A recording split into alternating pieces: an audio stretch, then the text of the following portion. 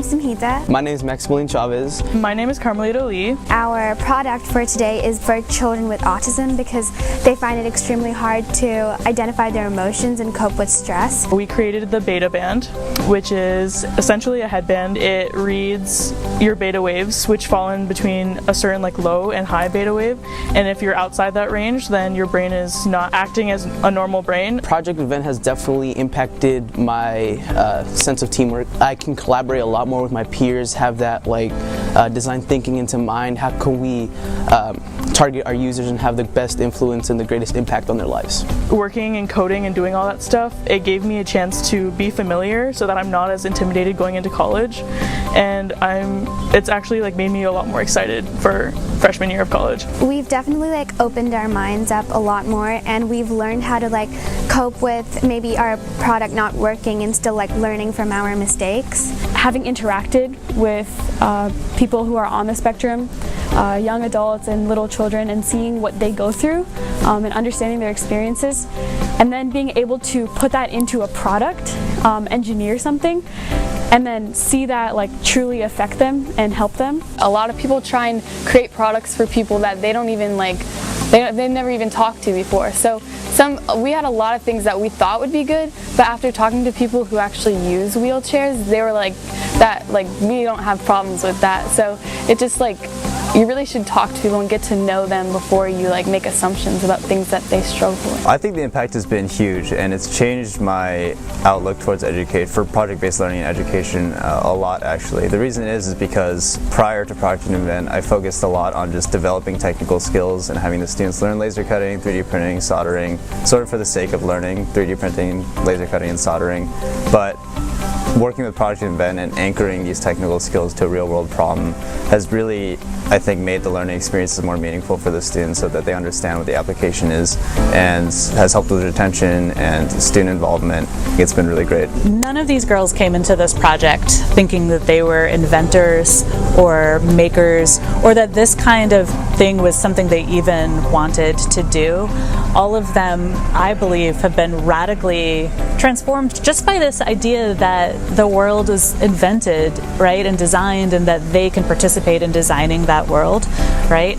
I watched them gain confidence interviewing people, really understanding and delving into design thinking and human-centered design. I watched them struggle through prototyping and then succeed and feel really empowered by that. We have 4 women here who are ready to take on the world and change the world with the invention that they're making, and this is not something that they would have even considered doing in September of this year. It's been really amazing being able to turn a problem into a solution just through engineering. And so I think Project Event has taught me that anything that you see out in the world, if you think there's a way that you can fix it, it's totally doable, and that there are resources out there and people out there willing to support you throughout the journey. This is bigger than just us.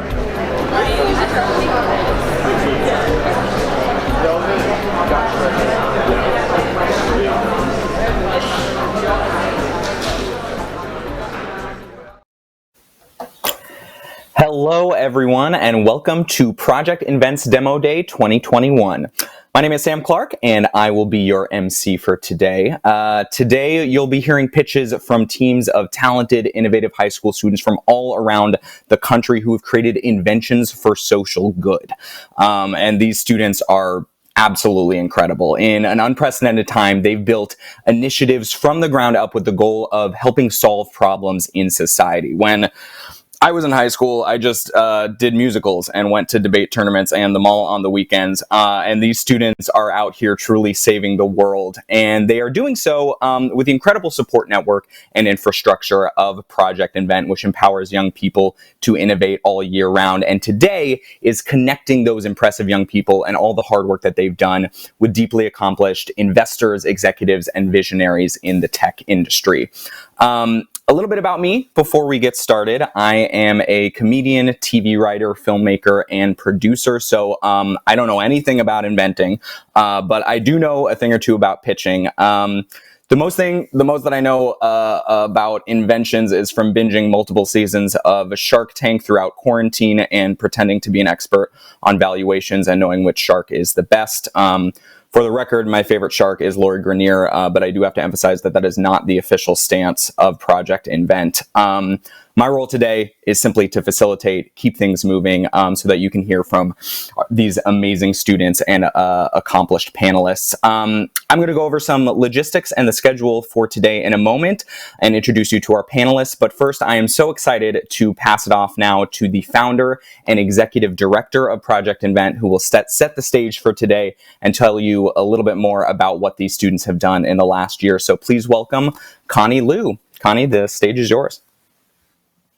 Thank you so much, Sam. Hi, everyone. I'm Connie. I'm the founder and executive director of Project Invent, and we are so excited to have you all here today for our third and final demo day of 2021. Dozens of teams have been presenting across the last 2 months, and we're excited for this final round of teams today to inspire us with their inventions. At the start of the event, you got a bit of a peek into our very first demo day that we hosted at Stanford University back in 2019. That day, we were able to see the audience from around the world be inspired by what we were doing, and we knew we were onto something. Since then, we've grown from 10 to 50 schools across the nation, and we're still growing. Today, you're going to see 11 teams from across the country pitch their inventions for social good. From the care calendar to the Ocu-Measure, we've got an inspiring lineup of inventions that we're excited for you to hear about. These students have created something really incredible, but most importantly, we're excited about the learning process that they went through throughout this year. That's because it's been a really challenging year for all of our students and for all of us. Our students and teachers had to adapt to inventing online. This is no small feat. They were building circuit boards and learning how to code while sitting for the nth hour at a computer after a day full of Zoom class. They led calls with users to learn about the challenges they faced with dyslexia or anxiety. And they shared their ideas across hundreds of virtual sticky notes, finally narrowing their ideas down to the one you'll hear today. Many of these students are new to the invention skills they learned, and we're so proud of how much they've grown in one of the hardest learning years yet. So it's an honor for us as Project Invent to create this space for them to both learn invention and to share their inventions with you today. Having you here as an audience, even if it's virtually, is so important for this work to feel real world, because that's what is going to make this real for our students. So without further ado, we'll have Sam share with you a little bit more about what the day is going to look like, and we hope you leave inspired by all of the inventions you'll hear about. Thank you. Thank you so much, Connie. Now, before we meet our panelists and hear the pitches, some logistics for today. This is a 3-hour event, but don't worry, we will have an intermission for snacks in the restroom. When pitches begin, each team of students will present a 5-minute pitch video, followed by a 5-minute question and answer session with our panelists. And thanks to our amazing Project Invent team who has produced this virtual event, you can interact with the teams. So check out the features on your screen. You can send emojis to a team that's pitching to cheer them on, which they will see on our virtual backstage platform. We also have a comment function, which allows you to share your thoughts or even type a question for the teams. When you leave a comment and question, just type your name and indicate whether you're a parent, a donor, a student, an educator, or simply a fan. Please remember to be respectful, encouraging, and kind in any of your comments. And when a team is done with their Q&A on screen, students will be able to see your question and directly respond. And finally, on the platform, you will, of course, notice a donate button. Project Invent is a nonprofit organization, and the work that we do year-round to help these students ideate and incubate these inventions for social good, and events like Demo Day, connecting these students to industry professionals, are, of course, made possible by donors like yourself. Project Invent can train teachers, build curriculum, run today's event, and support teams because of the generosity of the community. So please consider donating. Now, without further ado, let's meet our panelists. Excuse me. Our first panelist is Velchami Sankarligam, who is the president of product and engineering at Zoom. Velchami, welcome. In a quick sentence, what are you most excited about seeing from our student pitches today?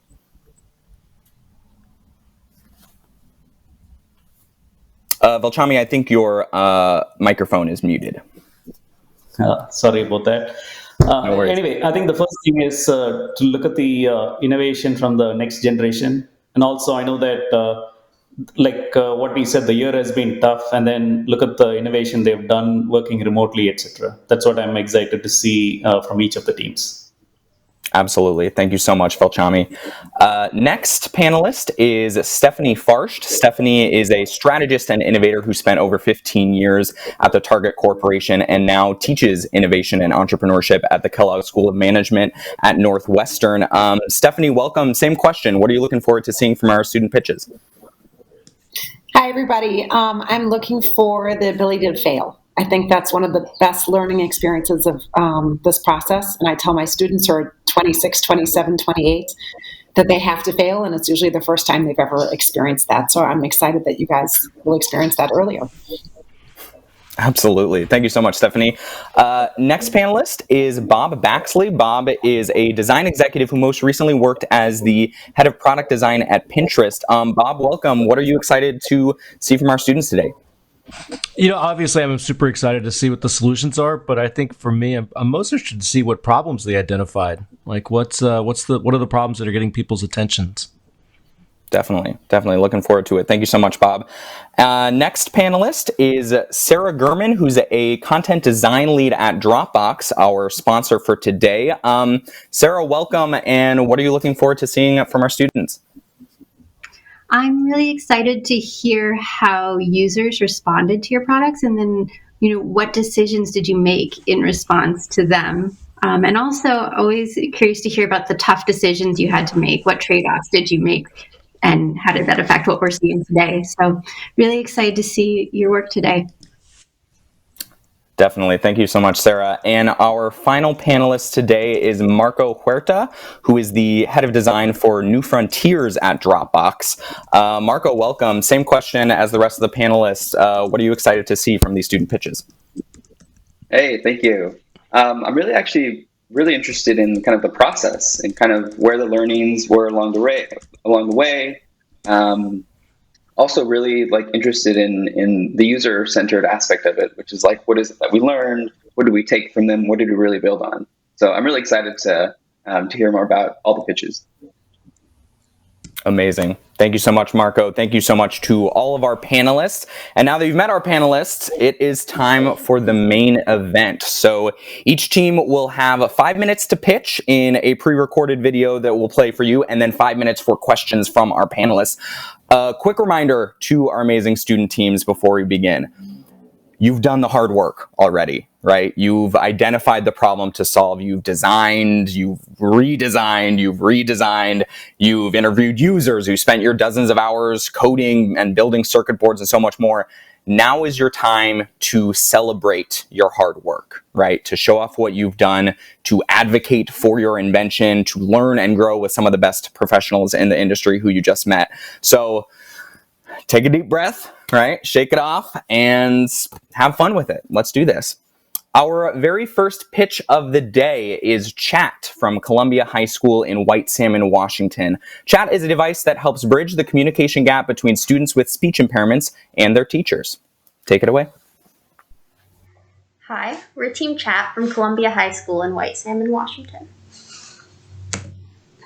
Here's our team.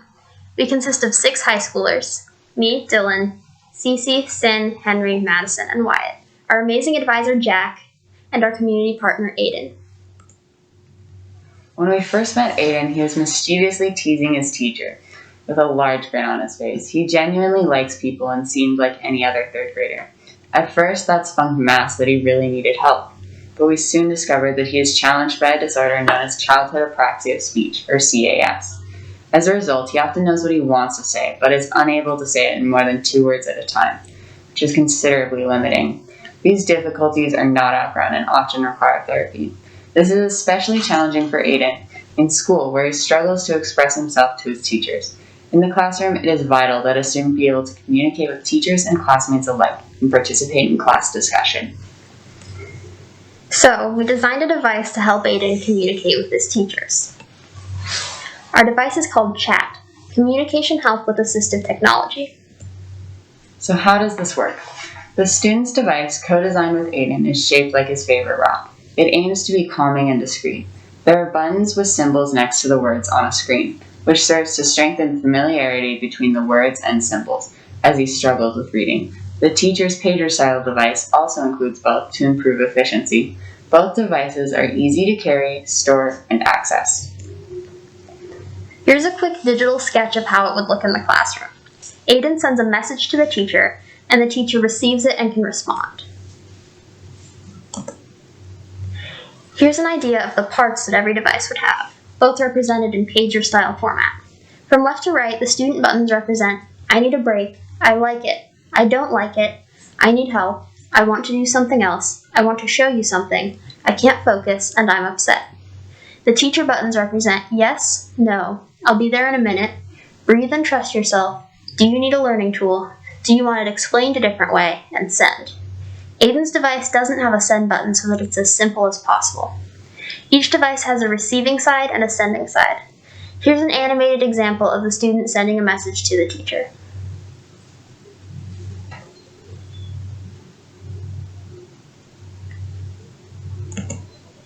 The devices communicate through Bluetooth. The circuit is shown on screen. To make decisions about chat's messages, we began by submitting over 50 button ideas for Aiden to choose from, and also ran them by other students with similar challenges, as well as Aiden's therapists. Now, chat can send 8 different messages from the student end, including those that are most important to Aiden. We also consulted with many teachers of kids with speech impairments, resulting in the 6 teacher buttons we have now. There are about 2 children per 1,000 who have CAS, but our device can benefit more than just them, like the many children with selective mutism or autism who can't speak. This makes at least over 1 million children in the US alone who could benefit from our product. And for each child, there are likely many around them who would love to improve communication. Chat can be used throughout these students' educational careers to make learning easier and more effective.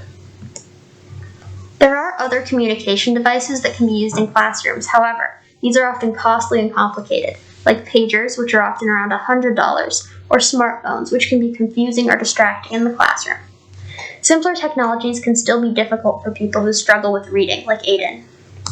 What sets our device apart is that it's inexpensive, at about $25 per device, and in the classroom, some of this can be covered by the school.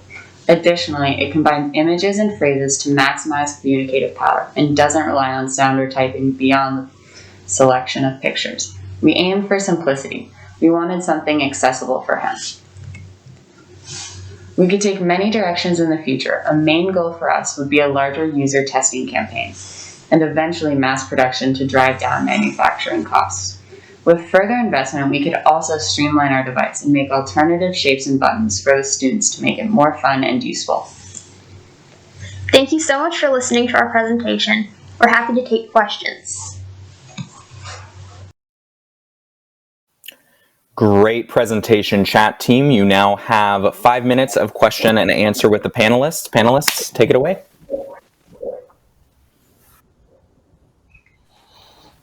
I'd like to hear about some of the feedback you heard from users, and also like what buttons did you really hypothesize would be helpful, and then later you eliminated them from your design?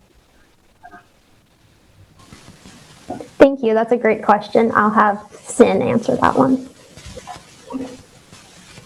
Yeah, so we had a lot of different buttons and ideas that we ran by Aiden and various other people. And so, for instance, one of the button ideas that we had was, I have a question, and we actually expanded that one to be, I need help, because we felt like it could apply to more situations, and Aiden agreed.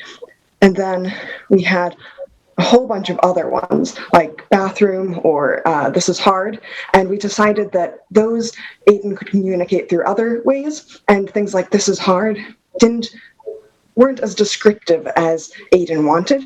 So instead of this is hard, we ended up with I need help and I'm frustrated. Thank you. I would love to know where you found the biggest surprise when you went through this process. What were the biggest unknowns that really kind of shattered your belief in how you were going to go out and build this? That's a really good question. I'll have Cece answer it. A lot of issues. I think that the biggest one for us actually was the Bluetooth and the design of like how we were going to get messages to be sent back and forth between the student and the teacher. And we went through a lot of different like scenarios on how we could do that. Like we considered maybe just having like an app that sent from the student to the teacher, because we thought that might be easier to kind of engineer. But it turned out, that would be an issue in the classroom. A lot of teachers told us that they wouldn't want to use their phones to be messaging a student. So then we ended up with what we have now, which is 2 independent devices that communicate through Bluetooth. But the problem was we had never really worked with Bluetooth before. So I would definitely say that the biggest challenge was figuring out how to send the messages back and forth in a simple and direct manner. But yeah.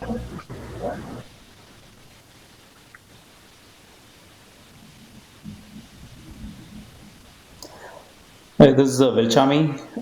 One question is, did you guys think about multiple students in a class having the same need? And how do you, did you think about, is it going to be, the teacher is going to have more devices, or is it going to be the same device? The teacher knows who the student that needs help. Great question. Madison can answer that one. Yeah, we would have it available for multiple students in a class. We were thinking we could maybe do some color coding. So one student would have like blue lights with the messages and one student would have green lights with the messages. And we'd like to have multiple devices in every classroom, so that way the student could go from class to class later when he's in middle school or whenever you start switching classes a little more, so that way it can be used throughout. Got time for one more question. Yeah, I'll jump in with just sort of a I'll just jump in with sort of a logistical user testing question. So you said at one point with the student you did sort of a card sorting exercise where you started with 50 symbols and you got down to 8. Could you just describe that process a little bit and what how you did that? Yeah, that's an excellent question. I'll have Cece answer that one again. Yeah, that's a good question. So basically we started by coming up with what we thought maybe would be the best ideas that a student might want to communicate. Like we thought about if I couldn't speak to my teacher, what would I want to say? And so we gave Aiden and his mom this list, and they went through and they looked at it, and we were actually pretty surprised. There were some that they were like, well, that's not useful to us. We don't want that.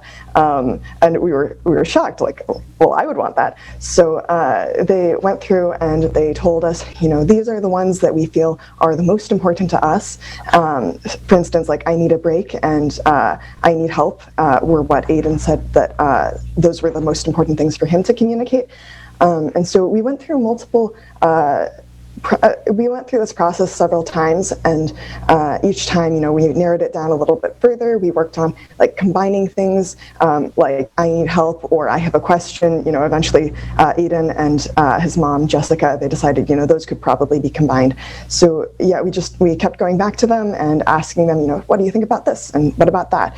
And they told us what they thought were the most important buttons, and so that's how we got the ones that we have now. And we did something pretty similar with teachers, and also passed the teacher response buttons by Aiden, just to make sure that they were things that were really helpful to both him and the teachers, so that communication was really effective. Cool, thanks. I actually thought the icons you chose for the student communication were really nice.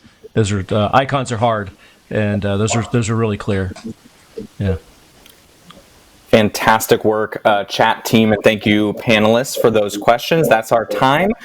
And with that, we are going to move right along to our second pitch of the day. Our second pitch is Thermal Function Smart Vest from St. Ignatius College Preparatory in San Francisco, California. The warming vest will help prevent hypothermia and general feelings of being cold among paraplegics. Take it away. Hi, I am Arav, and we are St. Ignatius Design Team A. Working out of the makerspace on campus, our company Thermal Function ramps up thermoregulation for people with paraplegic injuries. We at Thermal Function are here to pitch Smart Vest, an electronically regulated warming vest. We live in San Francisco, a moderate coastal climate where average daily temperatures only drop to low 60s in the winter. But as Mark Twain says, the coldest winter he ever spent was a summer in San Francisco. While cold, we San Franciscans love to be outside. Meet our community partner Dan, a former chef turned successful businessman. He's an avid sportsman. Dan and his wife raised 4 children here in the fog. Dan loves to entertain for people at his home or cook for big groups at his parish. And when he is away traveling for his business, he loves to plan travel for his family. They've been all over the world. On July 18, 2018, Dan suffered a spontaneous T5 section spinal cord hematoma, leaving him paralyzed from the chest down. In 2019, he spent 3 months in rehabilitation at Shirley Ryan Ability Lab. Dan rides a recumbent bike with Berkeley Adaptive Sports Center, and he's outside every day, traveling by wheelchair to shop for groceries. Dan always feels cold. Every paraplegic Dan meets spends the evening warming up from their day's activities. Feeling cold isn't just a quality of life issue. Paraplegics suffer hypothermia in much larger percentages than the rest of the population. Hypothermia can result in hospitalization, months of recuperation, and diminished life expectancy. Paraplegics have impaired alesthesia, the ability to sense temperature discomfort. Dr. Faramina studies thermal dysfunction in paraplegics. Paraplegics cannot regulate body temperature because there is a neurological disconnect between the body and the skin. Insensate skin does not cool or heat the body core. The paraplegic has blood vessels with thick walls constricting the heart's ability to circulate warm or cool blood from core to skin or from skin to core. Paralyzed muscles neither generate nor dissipate heat. Smart Vest by Thermal Function only heats the skin where the user has feeling, since research shows insensate skin cannot change body core temperature. For those with T4 through T8 injuries, our main target is the skin of the upper chest and upper back where there is feeling. There we have distributed 14 heat pads. For those with T9 and T12 injuries, our vest has 22 heating pads spread over the entire torso, front, and back, everywhere there is sensation in the skin. There are other warming vests on the market whose price point compares with ours, but of the alternatives, neither the cheap one nor the most expensive one has heating elements targeting only the skin areas where the paraplegic has feeling. Smart Vest has 2 modes, automatic and manual. In manual mode, the user controls the temperature. In automatic mode, a series of sensors control heat pad temperature by evaluating environmental conditions. In manual mode, Smart Vest relies on 3 sensors to control the heat output. These sensors turn off the vest when the heat pad gets too hot, when the core temperature climbs too high, or when the skin temperature climbs too high. There is no warming vest manufacturer operating at this time which monitors the actual temperature of the heating device, the skin temperature, and the body's core temperature. At Thermal Function, safety comes first. Our target market is the paraplegic community. Where Smart Vest really earns its money is in our automatic mode. An additional 4 sensors and 2 settings monitor thermal conditions in the environment. A body sweat monitor adjusts heat output where the upper body skin is wet. 3 sensors measure the environmental conditions of ambient temperatures, wind speed, and humidity. 2 user settings monitor the radiant temperature, whether it is sunny or overcast outside, and clothing insulation, whether Dan is wearing a shirt, a pullover, a jacket, or a winter parka over the vest. These sensors and settings determine 1 of 6 temperatures our warming vest operates at.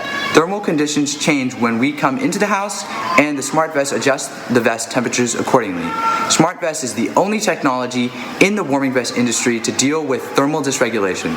In terms of price, the cheapest vests sell for around $30, while the most expensive warming vests go for around $385. We built the Thermal Function Smart Vest with parts purchased at retail price for around $164. Our competitors' warming vests are not designed for people who are paraplegic, so they don't incorporate the necessary safety functions to protect them.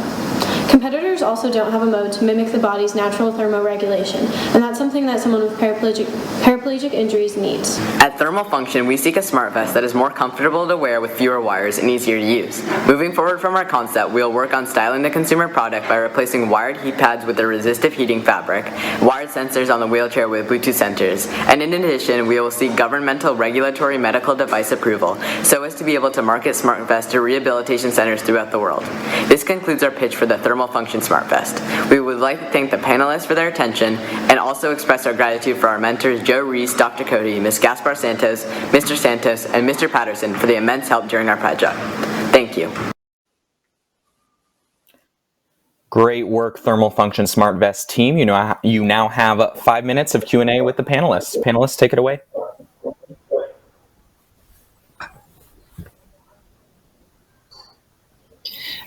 I can jump in if you want. That was really neat. I mean, that's a very complex product that you guys have built, which is impressive. What I always teach my students is you have to lead with one differentiator, and I'm not sure if I'm understanding whether or not you're differentiating based on sensors and settings or comfort. Can you guys walk me through, like, if you had to say there's one thing that you stand for and differentiate on, what is it? Thank you for the question. I think Tyler will be able to answer that. So basically, all the other competitors on the market have a heating vest that's for activities. Like, for instance, my mom has a heating vest that's for golfing when it's cold out. And it just has 3 modes, low, medium, and high. And ours has an automatic mode, which means it uses sensors to sense the core temperature, the skin temperature, whether you're wearing any clothes, and it takes into consideration all these different variables, and then it changes the heating vest temperature accordingly. So the person who's wearing it in automatic mode doesn't even have to change anything on the vest. And sometimes those paraplegics can't even feel anything. So the automatic mode, really, it's safer, and I guess, yeah, automatic mode versus manual mode. Can I follow up with one big piece of that?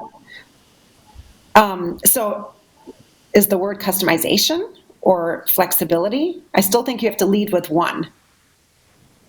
Yeah, I think Tyler will be able to continue on that a little bit. I guess it's just more to differentiate from the way that the heating vest operates is ours does it for the consumer. It's comfortable. Our heating vest does so many things. I don't think we can lead with just one. There's so many great things about our heating vest, and we can't just choose one to lead with.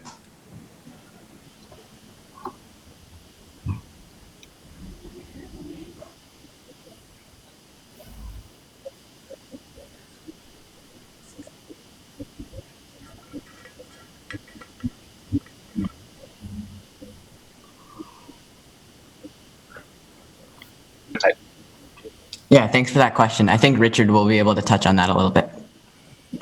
Yeah, so finding what sensors and what values we wanted to use for the temperatures. We contacted the CBE, which is the center at Berkeley. At Berkeley for the thermal. Their thermal tool.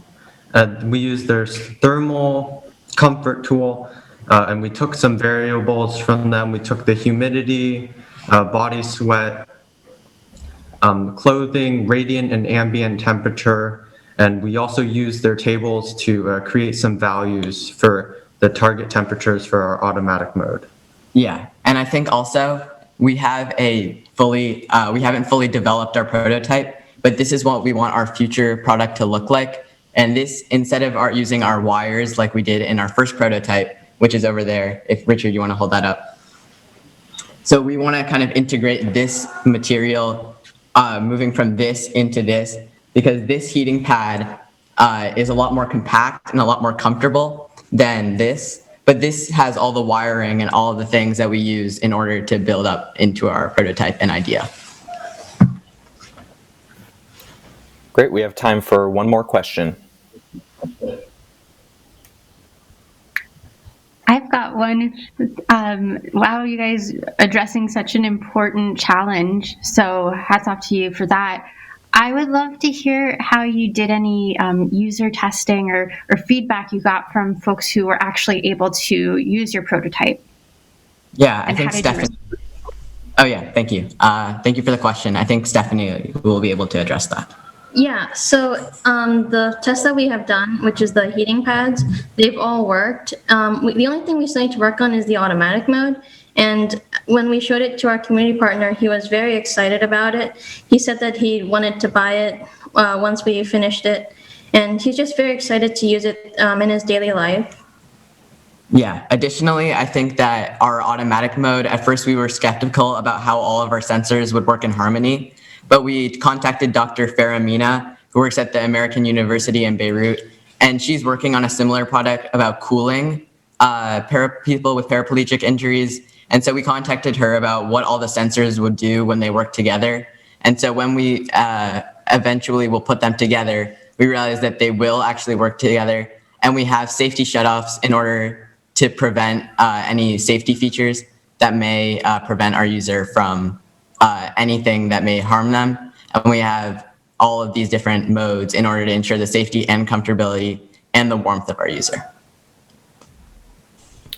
Great work, Thermal Function Smart Vest team, and thank you again to our panelists for those questions. We are now going to move on to our next pitch. Our next pitch is SABI from Diamond Ranch High School in Pomona, California. SABI was designed for people who struggle with anxiety. Take it away. Hello, we are Team Blueprints. This is our presentation on our solution SABI, or Stress Anxiety Bracelet Indicator. This is our team. Starting from the top left is Richard, who will be performing our demo. Then we have Vicente, Mario, Suzette, Sulam, which is myself, and Nathan, and lastly, our mentor, Ms. Frank. Our community partner is Ms. Hofrith. She is a chemistry teacher at our school, Diamond Ranch High. She struggles with many medical and health issues, which deeply affects her teaching abilities. We decided to work with Ms. Hofrith because we want to help alleviate some of her pain and anxiety to make it easier for her while teaching. The problem we decided to focus on after meeting with our community partner was anxiety and anxiety attacks. We decided upon this because anxiety is not only a rising problem, but also a universal problem, which leads to a larger target audience. These days, due to the pandemic, people's anxiety rates have been increasing. And in addition to that, most people don't have access to affordable and accessible products that can help them. And then the next slide, you'll see the dramatic increase of symptoms of anxiety from 2019 to 2020.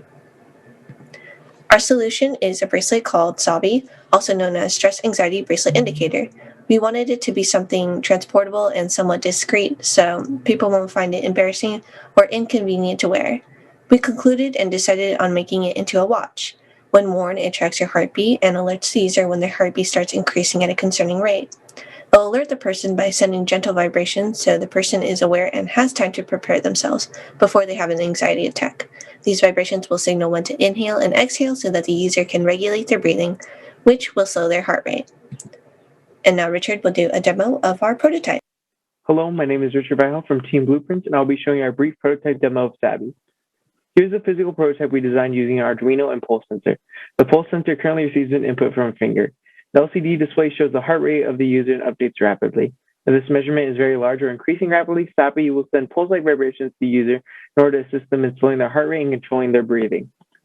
Here we have a potentiometer and a Tinkercad model representing the pulse sensor setup.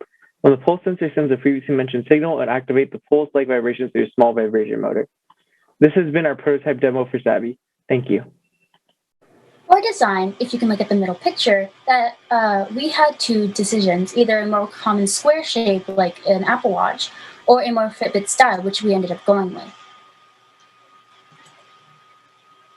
For materials, we wanted to focus on the band and battery. So for the watch band, we ended up going with stainless steel. We believe that it would most likely be one of the more expensive materials for a individual prototype, but we currently do not know manufacturing price. For battery, we wanted to go with a Toshiba lithium 3 voltage battery that would be small in size, so it could fit with the type of watch that we want to go with. For user testing, we did meet with our community partner, Ms. Hofert, and we decided that comfort was one of our bigger concerns. And earlier, we wanted to add in a sound notification during it to alert the user for an anxiety attack, but we decided that that might actually induce more anxiety, and we would rather go with a vibration or a pulse. For competitive matrix, there's obviously very famous watches like Apple Watch, Samsung Galaxy Watch, the Garmin smartwatch, Fitbit, and Relief Band. Garmin, Fitbit, and Relief Band are all health-based smartwatches, while Apple Watch and Samsung are more all-around smartwatches, and they each vary from price, purpose, and luxury. So comparing it to SABI, our solution, we want to focus more on monitoring heart rate for anxiety attacks, inform our users breathing exercises during an anxiety attack. We believe that our product can be made cheaper, as well as be made to be more discreet and slick for comfort, and have a longer battery lifespan ranging from 120 hours to 130 compared to Apple Watch's 18 hours. And now Salam will be discussing wearable devices and our next steps. So personally, to some people, wearable healthcare devices are much more convenient to them. An example of this would be a relief band. It is a manually operating band that is an indicator for the prevention of nausea. People with other wearable healthcare devices also believe that it could reduce healthcare costs due to visiting the hospital less, and these healthcare devices are also able to help impact clinical decisions and improve patient care.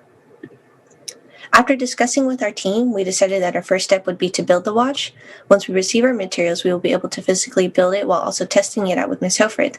We are also hoping to be in contact with a professional, and we are planning on calculating the battery usage for each of our assets in the watch to get a better estimate of the watch lifespan, as well as determining the production cost of SABI. And this concludes our presentation. Thank you for listening. Great work, SABI team. You now have 5 minutes of Q&A with the panelists.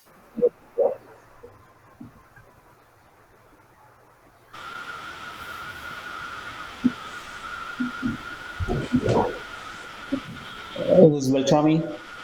So when you guys calculate the battery life, is it basically how long they wear, or is it basically is it based on like when there is a heart rate increase or something? So is it the total life of how long the people wear?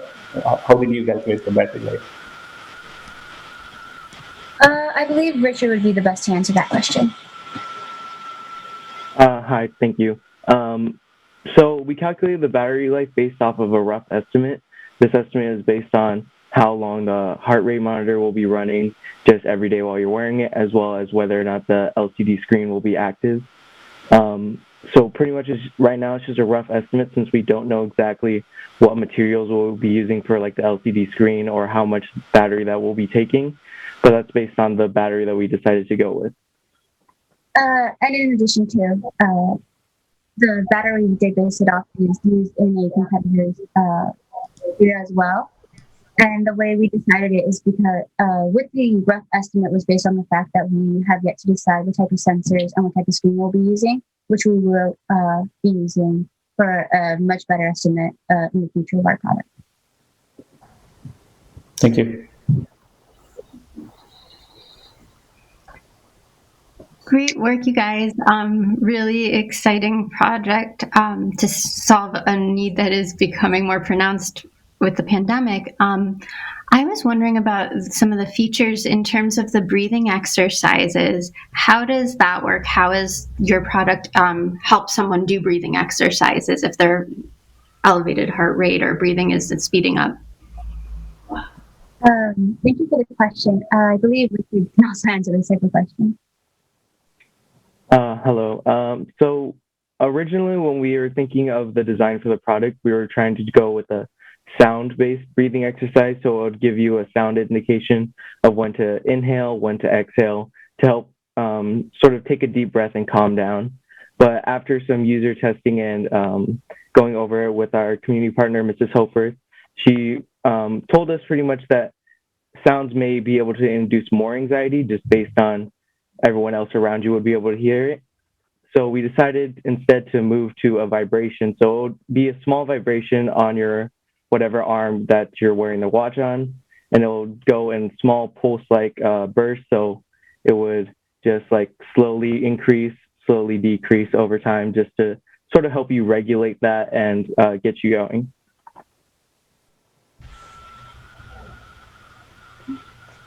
Yeah, it definitely interesting and cool idea. I was kind of curious. I mean, there's a lot of reasons somebody's heart rate can fluctuate. Just bounding up a flight of stairs or something could cause a pretty dramatic shift. Was there any thought about how you would be able to detect differences between anxiety-induced heart rate acceleration and other things that could be causing heart rate acceleration? Thank you for the question. I believe I should be able to answer that question. At the moment, we haven't really gotten that far into the sensor type-based for the watch, but we will be looking into that for the future of our product. Mm-hmm. Cool. Thanks. Time for one more question. Can you walk us through what the workarounds would have been for your teacher if she didn't have your watch? Yes, Vicente can answer that question. Yeah, so basically if our teacher didn't have the watch, the workarounds would be we want to try to figure out what else we can do to help her reduce her anxiety. It was really hard to even like talk to her or do stuff due to COVID. She does have many health disorders, so we want to try to find a way to help her with that.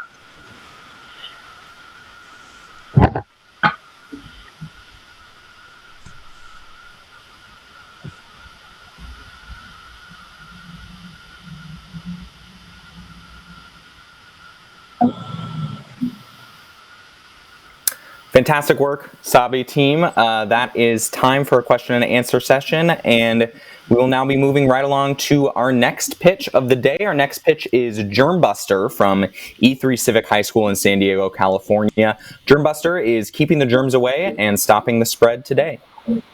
Take it away. Good morning, everybody. We are Germbusters, keeping the germs away, stopping the spread today. I am Akira, and my teammates are Haziel, Ava, and Samuel. Our general clients are parents of children ages 3 to 11. Parents know reasoning with this age group can be quite difficult when it comes to no fun hand washing, but it's completely necessary to keep them safe and healthy. Children come into contact with around 10 million germs on a daily basis, and some of these bacteria can cause illness. With proper hand washing, it can kill 90% of germs and will keep them at bay if done frequently. During this pandemic, COVID has brought on many challenges, especially for parents and children. We conducted a Google Form survey and asked parents with children ages 3 to 11 what kind of challenges they have faced with children following COVID precautions. The parent that stood out to us was a mother of 2 children, ages 1 and 4. And she had trouble getting her oldest to do frequent hand washing and sanitizing because she was multitasking to the max. She needed something entertaining, simplistic, and efficient to help make this process of hand washing less strenuous. There are several diseases that can be contracted by not washing your hands. We all know the common cold, influenza, chickenpox, salmonella, and hepatitis can be spread by not washing your hands. In 2017, there were 153,058 cases of meningitis, 83,439 cases of measles, and 13,943 cases of hepatitis caught under the age of 5 for children. Studies show that 1 in 5 people do not wash their hands. My group did a research of COVID cases in children ages 3 to 11 and found that over 3 million children were reported to have COVID-19. Children represented 13.3% of all cases around the world. The Germbuster hand washing helper prototype you see is not the size of the final product. It is being used for demonstration purposes only. To use the Germbuster hand washing helper, you will simply attach the Germbuster to the faucet, turn the faucet on, and the motion sensor will activate, causing the lights to blink and the music to go off. After 20 seconds, the lights and music will stop, indicating that you have washed your hands for 20 seconds.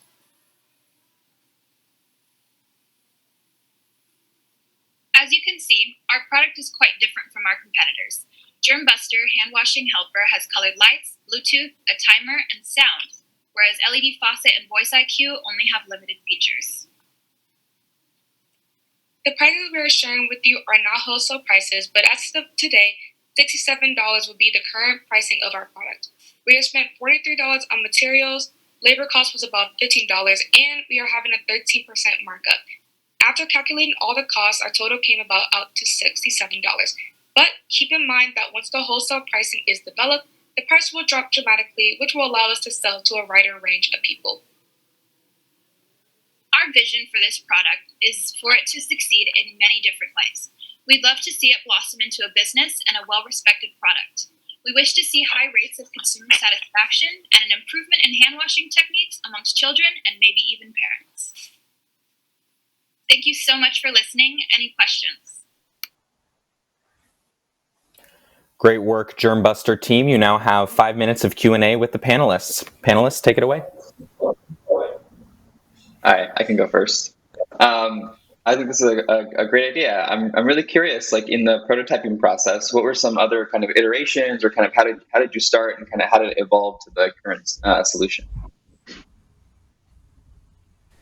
Thank you for your question. My teammate Ava can answer that.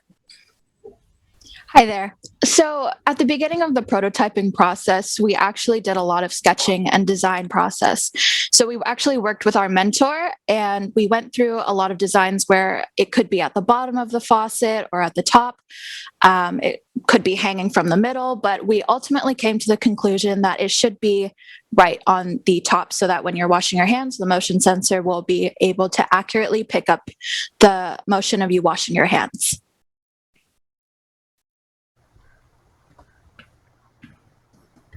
I just had a couple of quick questions about the prototype itself. The prototype itself was, I'm never quite sure how the power works on those things.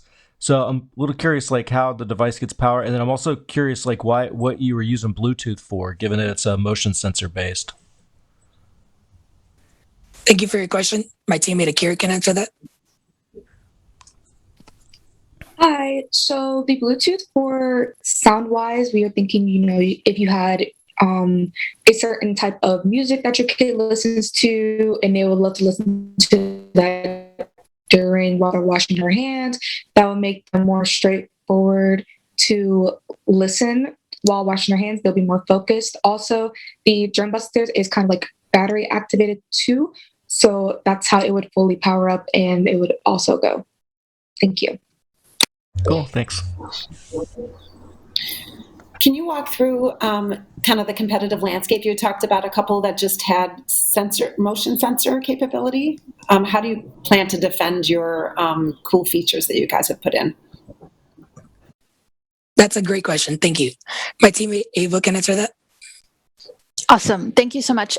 So to further advocate for our product against all the rest of the competitors is that our product not only will have a lower price with all of the features that we have included in it, but also some of the other competitors only have such limited features that our end users were actually looking for more. So we're basically giving them more for a lower price, something more efficient, more simplistic, that will actually get our end users' attention.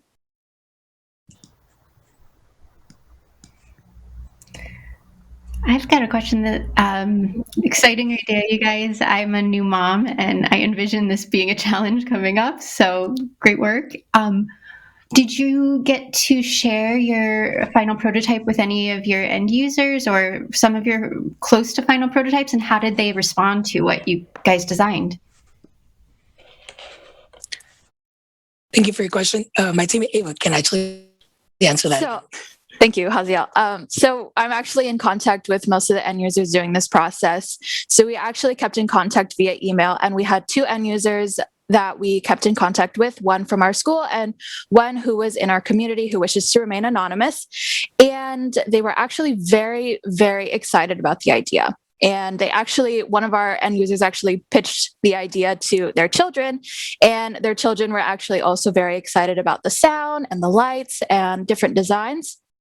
They each gave us feedback about how to make it more compact, how to make it more easily accessible for, different parents in different communities. They gave us feedback on what type of music to use, what kind of stimulus that the children were into. And so they definitely really, really liked our idea, and we plan to keep in contact with them still.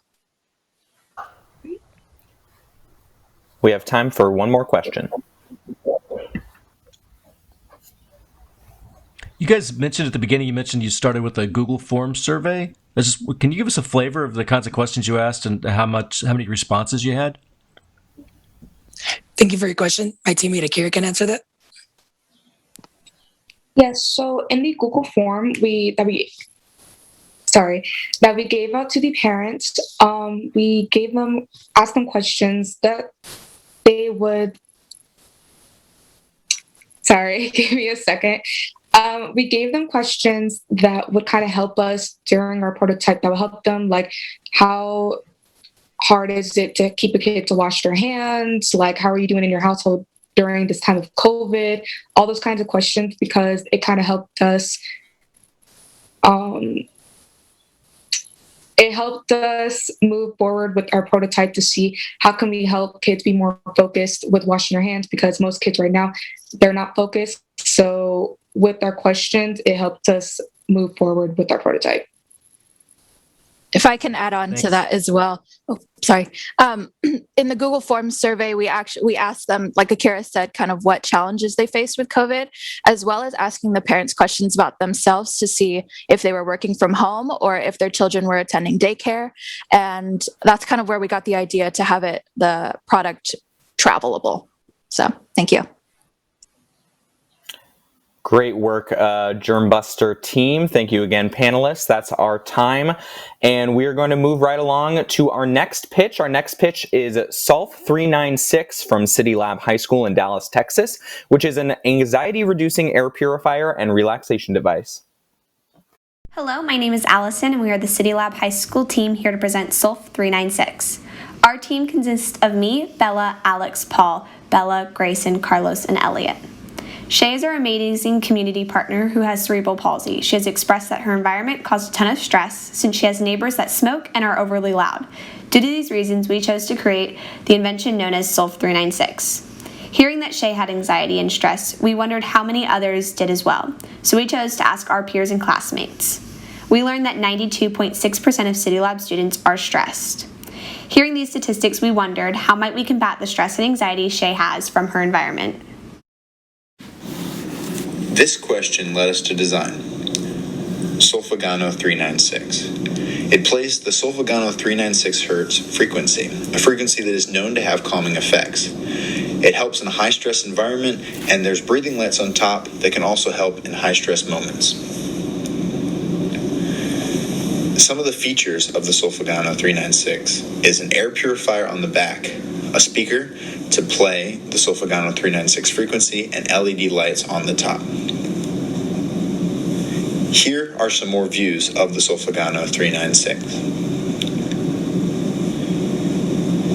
Here is the coding video. Tinkercad Arduino project. It has both our speaker and breathing light system in it.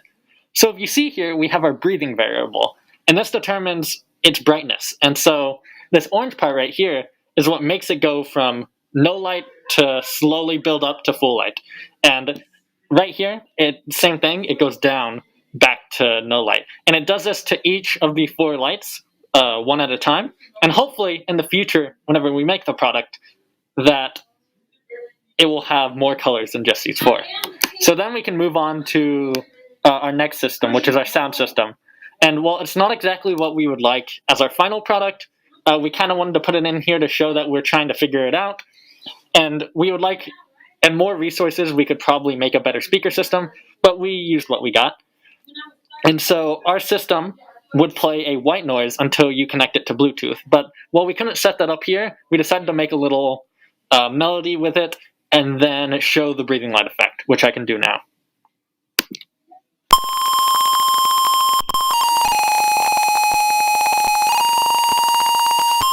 So that's the speaker, and then you can see the lights starting to breathe down here. They go kind of slowly, but they're quick enough that it feels relaxing. Thank you.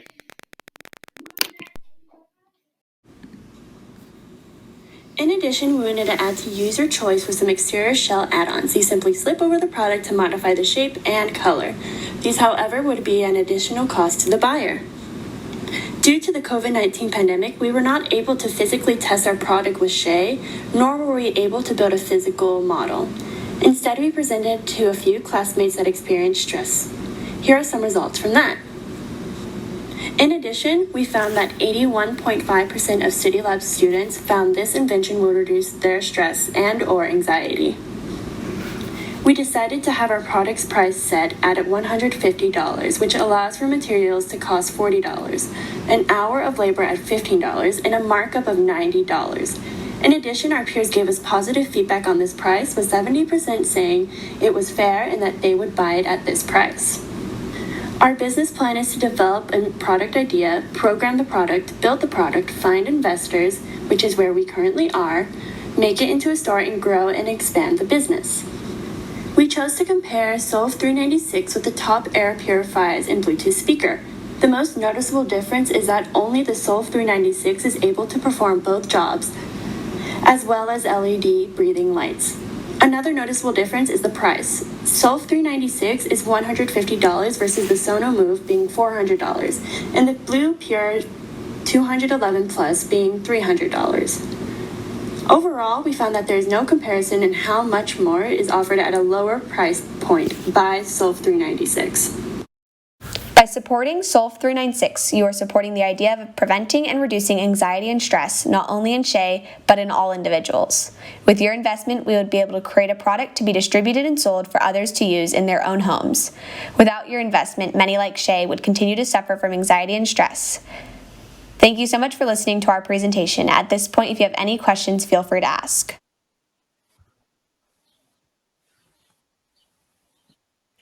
Great work, Solve 396 team. Your 5 minutes of Q&A with the panelists begin now.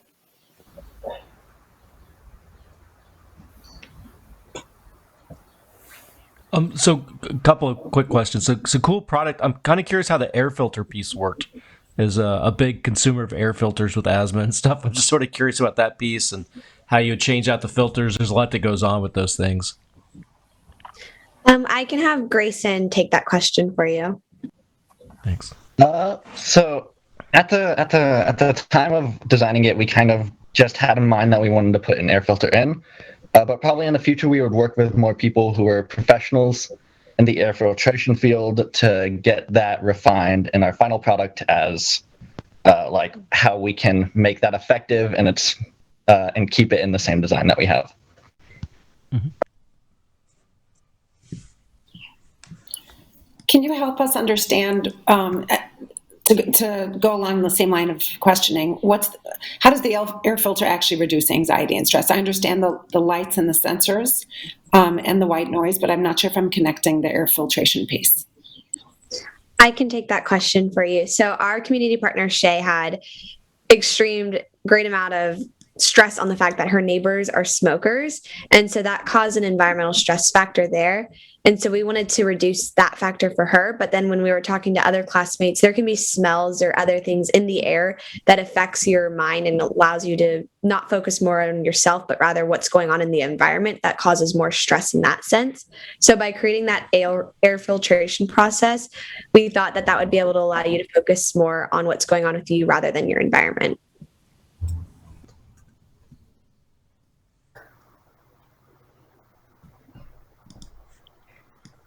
I had a couple of questions about tools. Like you had kind of an interesting 3D rendering of the device. So I was kind of curious what tool you used for that. And then I was curious, you showed some of the programming logic, what environment that was as well. I can have Elliot take that question for you. Hello, so I can't speak too much on the programming logic, but we did use Tinkercad for the physical model, which made it relatively easier to build the shapes that we needed and make different colors and ideas for it. Cool. Grayson, do you want to touch on the programming? Yeah, so it was actually kind of interesting where we used Tinkercad has the Arduino system. And so we used Tinkercad's Arduino system because we all came in kind of blind on Arduino. And I know some of us had experience with block coding, and so we kind of used that knowledge to help us with putting together all the pieces to make a rough copy of what our final product would be. Cool, thanks. Very cool product, guys. I would love to hear about how you came up with a name for your product. I can pass that question off to myself once again. So when we were looking at it, with the first thing we had discovered was there was a frequency known to calm you scientifically, which is the solfeggio 396 hertz frequency. And so we had talked about doing a play on that, since that was the base that we had come up with for our invention. So we decided to shorten it to solf and then added the 396, since that's the physical hertz it's played at.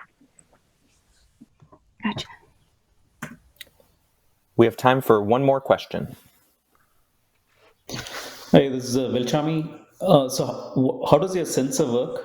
So I didn't follow in the demo. So when does the sound starts playing and the lights start working? Grayson, can you take that question? Yeah. So we were kind of thinking it would be our community partner would turn it on, and it would just be kind of whenever they realize they're in a high stress moment.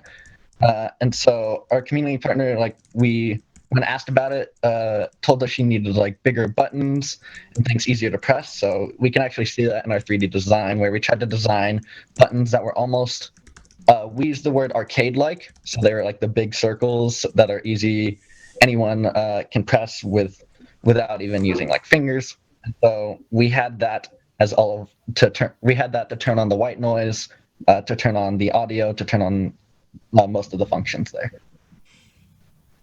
Thank you. Fantastic. Great work, Solf 396 team. We are now moving to our final pitch before intermission. Our final pitch before intermission is ReadEasy from Del Mar High School in San Diego, California. ReadEasy assists people with dyslexia by using a camera to read written text out loud. Hello, everyone. We are Del Mar High School's Project Invent team, and our product is ReadEasy. My name is Anj Pandey. I'm Colin Gutowski. And I am Tommy Casson. All right, so the problem that we are going to be focusing on today is dyslexia. 5 to 10% of the population suffers from the disorder called dyslexia. Of that 5 to 10%, only 68% of the population actually ends up graduating from high school. Our community partner named Brian Gutowski is one of those lucky few that actually did end up graduating from high school. However, that doesn't mean that he had an easy time. During his high school year, during his young years early on, he struggled a lot with dyslexia, and his teachers thought that he was either stupid, mentally challenged, or in need of care to be able to help to fix his reading abilities and that issue that he has. So in the classroom setting, there's a lot of paper-based work. Even during distance learning, we are required to constantly read novels and use textbooks that don't have an online counterpart. This problem is increased during in-person learning because there are various worksheets that students need to complete. Our solution uses a Raspberry Pi and a camera to convert text on paper into an auditory signal for people with dyslexia to better understand what is on the paper. Our end goal is to have a pen-like device that can be used for scanning, processing, and transmission of information. This device will help with dyslexics be more comfortable and hopefully successful in classes, because it will help them to better understand text and information. Additionally, this device will not require an internet connection to function, so it can be used at any remote area and be available to as many people as possible. So some of the key features of our prototype of our product is that it uses a camera to scan a page and convert any written text on that page into a string that the Raspberry Pi can convert into an auditory signal so that the user can hear the information instead of having to read it. It does this via OCR, and one of the main selling points is that it requires no data or Wi-Fi connection, so it's more accessible to as many people as possible. Because all the processing is done remotely and within the confines of the Raspberry Pi. And everything is coded using Python. So here's a test of our prototype. So this is Del Mar High School's Project Invent demo. And for our demo, we're using a Raspberry Pi with a camera module attached to it to conduct optical character recognition. So right now I'm holding the camera to scan a page so that it can read it out to the user. A quick brown fox jumps over the lazy dog. The greatest glory in living lies not in never falling, but in rising every time we fall. Nelson Mandela. If you don't stand for something, you will fall for anything. Malcolm X. You must be the change you wish to see in the world. Mahatma Gandhi. Oh, 1, 2, 3, 4, 5, 6, 7, 8, 9. Okay, as you can see here, it's our competitor matrix with many of the things mentioned earlier. Price, it reading text out loud, and it working with internet. And it's comparing 3 different topics along with our own topic, ReadEasy. Alright, and for the marketing, as mentioned earlier, our price is $200 per product. This $200 includes a $108 for the Raspberry Pi and camera, and another $2 for different things like the LED light and also just the plastic covering. And we have a $90 markup for all of this.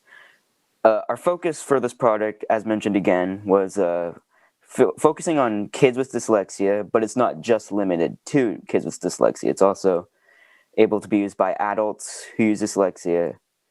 And then we also have it's a very limited market because it's a pen. But as we see in the previous slide, our product excels in many of the different aspects that other products do not. So finally, getting on to our next steps, our first priority is circling back to Mr. Gutowski, our community partner, to get more feedback and learn how we can improve it by determining how successful it is and that kind of stuff. Secondly, continuing testing the OCR in various different circumstances, such as different lightings, different text sizes, different text colors, fonts, all that stuff, to improve the user experience. And then this is probably the largest step that we have to take. Number 3, designing and developing a housing for the actual product in the shape of a pen with an embedded camera and speakers and headphone jack so that it's easy to use and easy to hold as well. Having a button to initialize the actual scanning and start the process. And finally, integrating a small LED light so that the camera sensor will have a constant amount of light regardless of the type of situation that the user is in. And then finally, just keep iterating on the process to make the best product possible. Thank you so much for your time. Great work, ReadEasy team. You now have 5 minutes of Q&A with the panelists.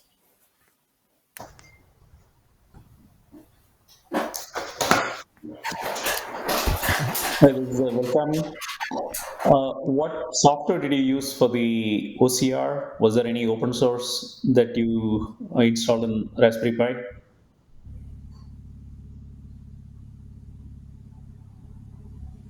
For the actual OCR, we use Google's Pi Tesseract software, which is an open source software. And then we also use Google's text-to-speech API.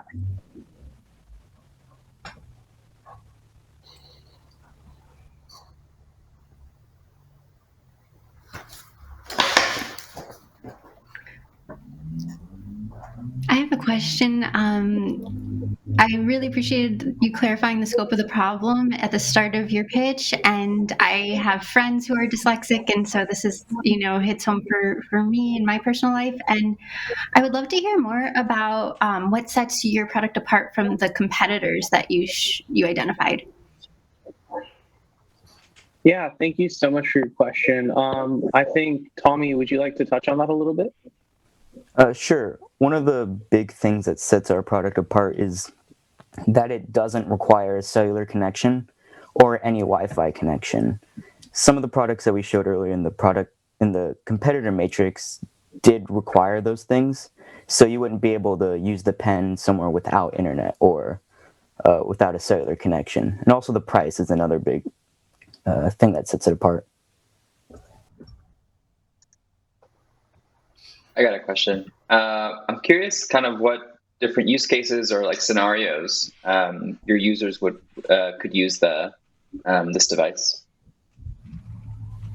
Yeah, thank you so much. I can touch on that a little bit. So our primary focus initially was providing something for students to use within like the classroom setting, because as our other teammate Colin stated, not as many students that have dyslexia actually graduate from high school.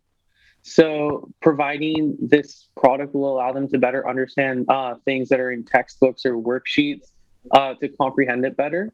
And as Tommy touched on, one of the main selling points is that it doesn't require any cellular or Wi-Fi connection. So it would make it easy to use if our user was like in a slightly more remote area, or if they were on the go, like in the car or on the train or something like that.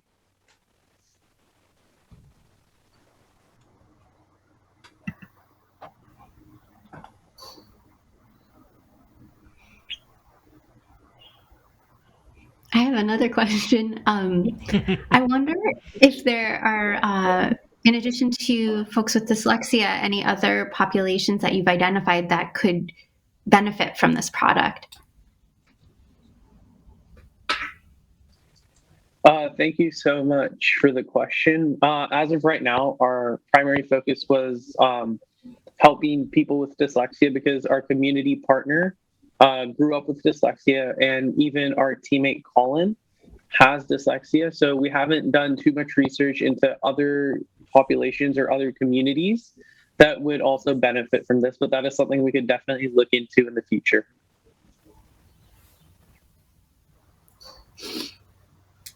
We have time for one more question. Did you guys think about any other? Go ahead. Oh, go ahead. No, you go ahead. I'm not a tech person, but it certainly sounds like you're pulling together a lot of different technologies within this pen. Have you thought about which features need to happen first? Have you kind of figured out the logical sequence of what you need to build out, since it does sound really complex? Yeah, thank you so much for your question. I can touch on that a little bit. So first and foremost, I would say that the main thing would be getting the OCR and the camera module kind of operating in a manner that would allow it to function in different circumstances. So as I stated, like in our next steps portion of the slide or of our presentation, our second objective would be kind of fine tuning it a little bit and adjusting like how much light the LED would output so that the camera would have a constant flow of light so that the sensors can operate properly, and figuring that stuff out. So just more on the fine tuning aspect to make sure that it functions regardless of the situation that the user is in. Great work, ReadEasy team, and great work to all of our first 6 pitches. We are now going to take a brief intermission so you can get some water, grab some snacks, use the restroom, and return hydrated and ready for 5 more pitches. Intermission, a reminder, is also a great time to hit that donate button on your screen. If you've seen something in these first 6 pitches that inspires you, that you want to see actualized and out there, drop a donation. If you've felt the impact of what Project Invent does, connecting these students with these folks in the industry, then drop a donation. We will see you back here at 11:25 Pacific time.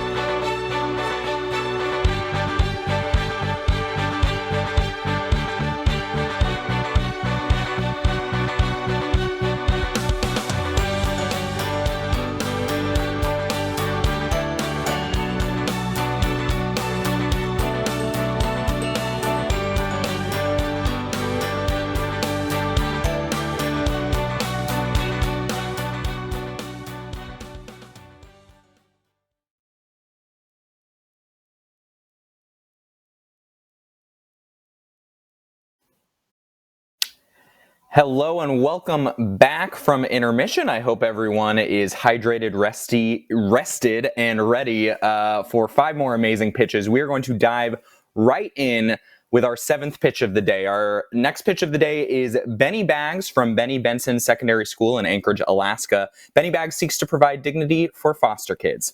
Take it away. I'm Kathy Ryman, and I have the privilege of working with Benny Bags, Project Invent at Benny Benson High School in Anchorage, Alaska.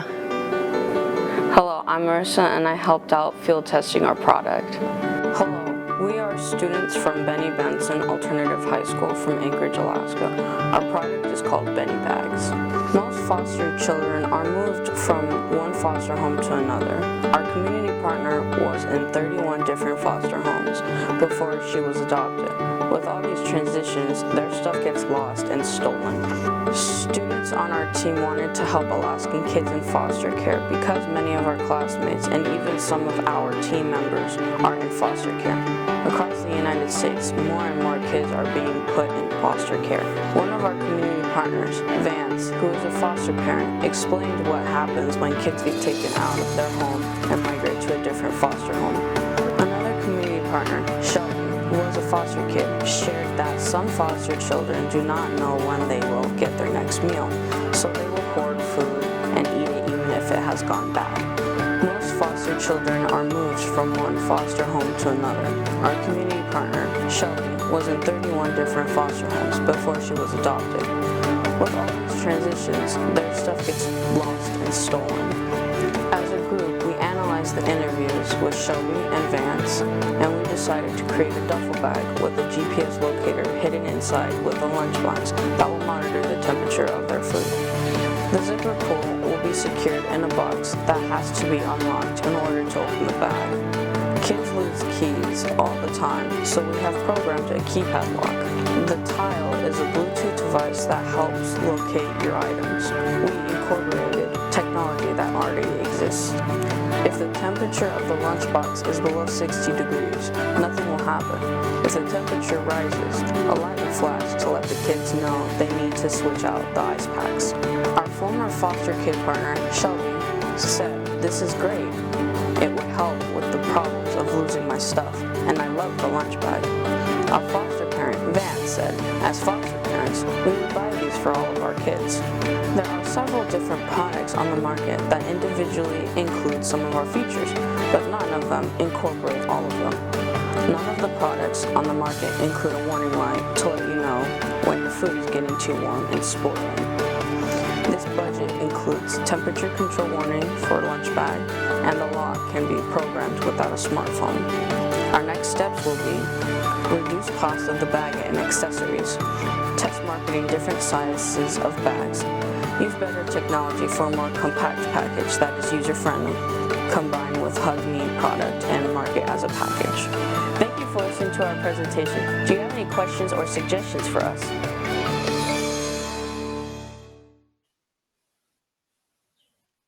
Great work, Benny Bags team. You now have 5 minutes of Q&A with the panelists.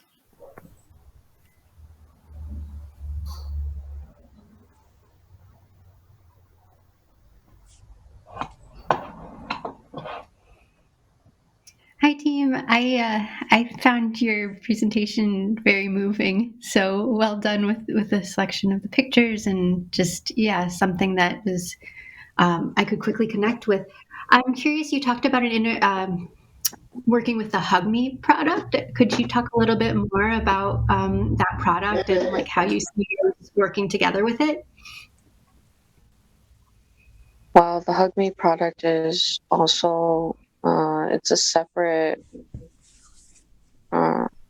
problem, which it does deal with suicide and any type of suicidal thoughts. So we want to combine that and hopefully to help, because even then, like, a lot of kids go through those difficult times in their life. So I think that would help a lot with combining those two products.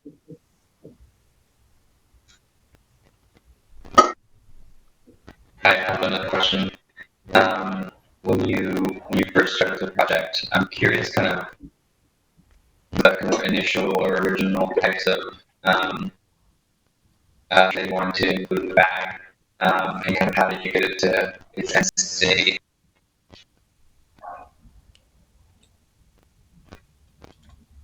You kind of were breaking up a little bit. Oh, sorry, I missed it. In the beginning, I'm curious what the kind of range of the audio.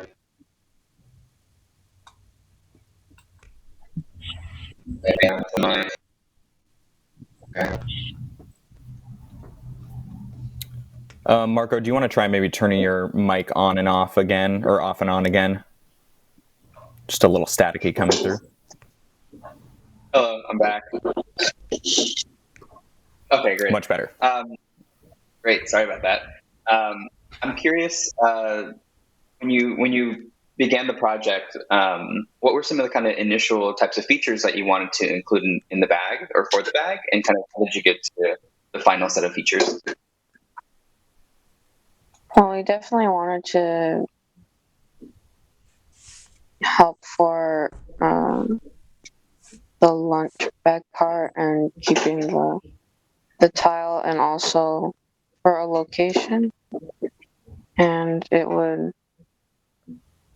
would like initially be it, but also to like have enough room for kids to put their belongings in, and the lock to help with, so they don't get it stolen, and for it to be kind of ripped out of their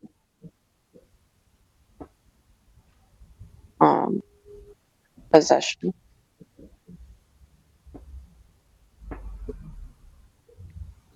We're still working on it though, like, but we have our other students that will be working on it next year to improve the things.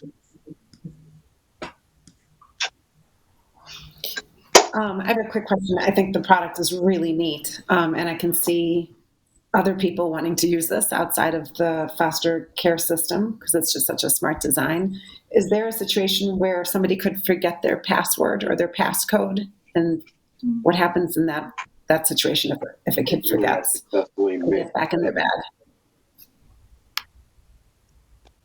They could be given a little card for their password to be set, and it would be recommended that they could hold on to it. But we're trying to figure out if there could be like a reset thing that they would only know how to do, and not really. It would be an easy like reset password instead of having the numbers being difficult to reset it. So I think that would be good to apply to our product. We have time for one more question.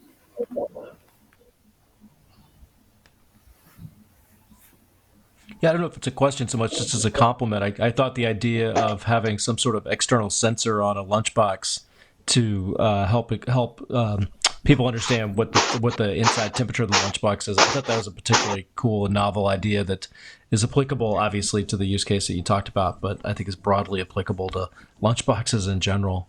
So I thought that was just a really interesting, novel idea. Kind of surprised somebody hasn't done that before, actually.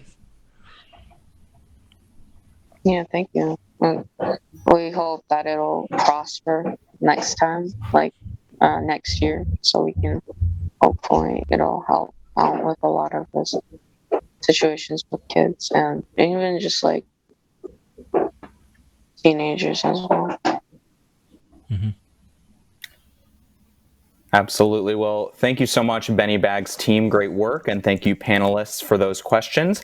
Moving right along to our next pitch of the day. Our next pitch is Smart Braille Blocks from Sacramento City Unified High School in Sacramento, California, the smart, interactive, and engaging tool for young students who are learning Braille.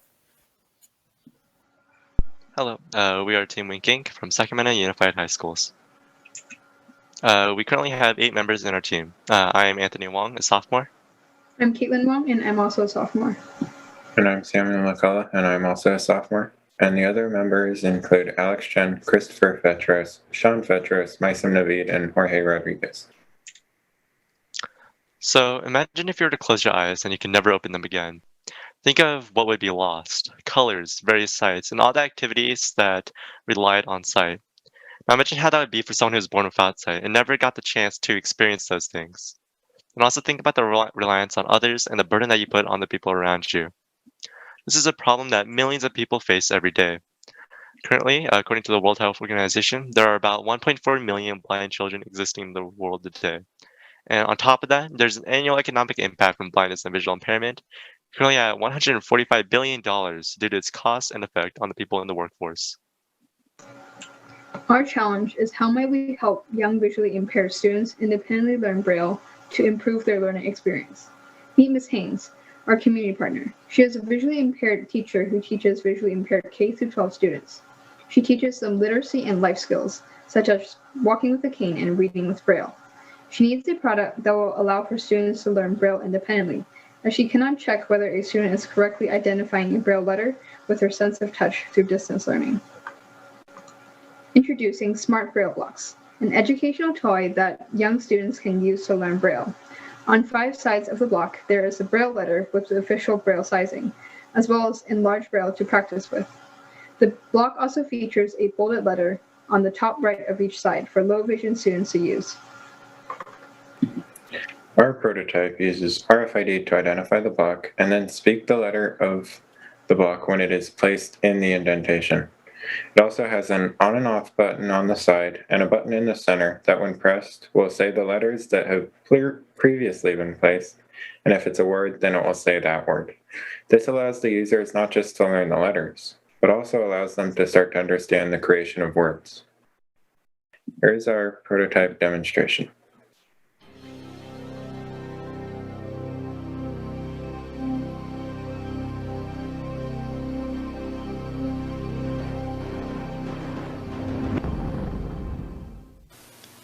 The first step in using our device is turning it on.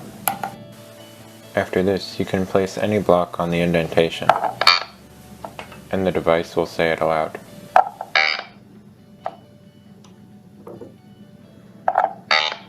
Following this, you can press the button in the center to say the word that you have created.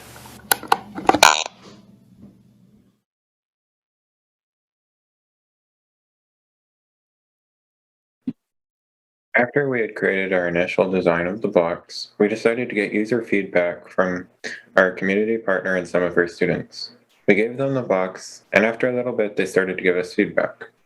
Some of the feedback we got included that they were more engaging to learn with, and you can make games out of it, that the blocks would have been very helpful when they were just learning to read and spell, and that they could imagine using this regularly throughout their teaching career. But we also made some changes to our blocks based on this feedback to create our final design, such as adding the actual sized Braille letter in the corner of the blocks and adding a bar to indicate the orientation of the block.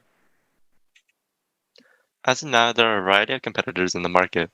Our product, the Braille Blocks, are versatile, easy to use, and durable, and costs at $108.06, which is less than products with similar features. Compared to one of the more cheaper competitors, the Braille flashcards, the cards are also easy to use and only cost $16.95. However, the cards are less versatile and not as durable. Then a product that is versatile, easy to use, and durable, like the Taptillo, is more expensive than our product of $14.49, with the same going with other similar products such as the Yonko Touch R-Pad and Braille eBooks. If given more time to work on our prototype, we plan to improve our prototype's pronunciation of letters and words. We also want to get feedback from users and iterate our prototype accordingly. We also hope to refine the prototype to be more cost-effective by lowering the cost of the product while still maintaining durability, quality, and function. Lastly, we wish to expand the versatility of our product by creating word games to help users practice basic vocabulary. Thank you. Work Smart Braille Blocks team, you now have 5 minutes of question and answer with the panelists.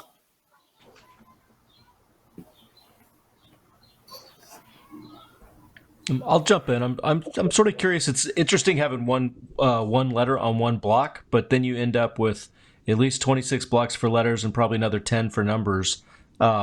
Was there any thought about how you might be able to do multiple letters on a single block, since only one side would be facing at the top anyways? Like you could have one block and kind of rotate it into different orientations?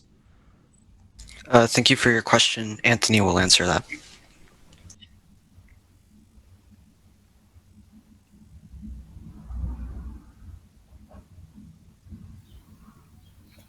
Anthony, I think your microphone is muted. So if you'd unmute yourself and start over.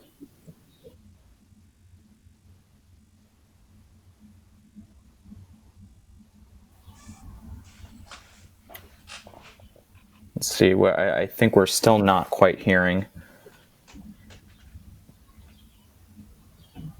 I think Anthony's having technical difficulties, but I can take the question. We definitely considered having like multiple letters on one block, say like a letter on each side, but we didn't like move forward with the idea because we thought it would be confusing to the user, like learning the Braille, like having it like in different places you touch be different, and so it was just to make it less confusing. Mm-hmm. Thanks. Yeah, that makes sense. I have a question. Do you have a really specific age group that you think would be the perfect sweet spot for your product? Thank you for your question. Caitlin will answer that. Yeah, we decided on like preschool to first grade because they're at that point they're learning like letters and simple words. So. Yeah.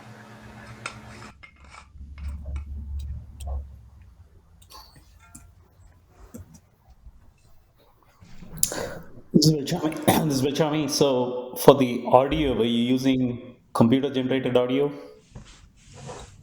Thank you for your question. Sam will answer that. Yeah, so for the audio, we were using a text-to-speech library for Arduino, but as you heard, the audio was not very good at all, and so we've been looking for other ways to improve the audio, like through possibly an SD card to store that.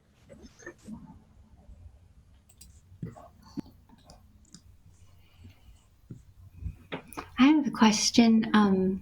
By the way, great work, guys. Really exciting teaching tool and toy. In terms of making the product cost a little less as one of your goals you mentioned, do you have any initial ideas of how you might do that? Thank you for your question. Sam will answer that. So we haven't fully considered them yet, but like buying the electronics maybe in bulk or finding cheaper alternatives to what we already have, and possibly doing other materials that are cheaper. We've currently been 3D printing our designs, but we also plan to move to something that's softer for the users. And yeah.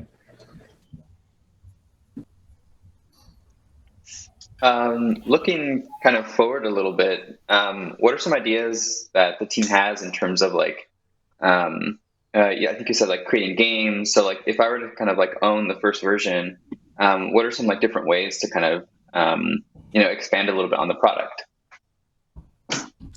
Thank you for your question. Caitlin will answer that. Yeah, so we were planning to create games, word games that like the students could play and like spell maybe more complex words. So that's definitely one of our future goals. We have time for one more question.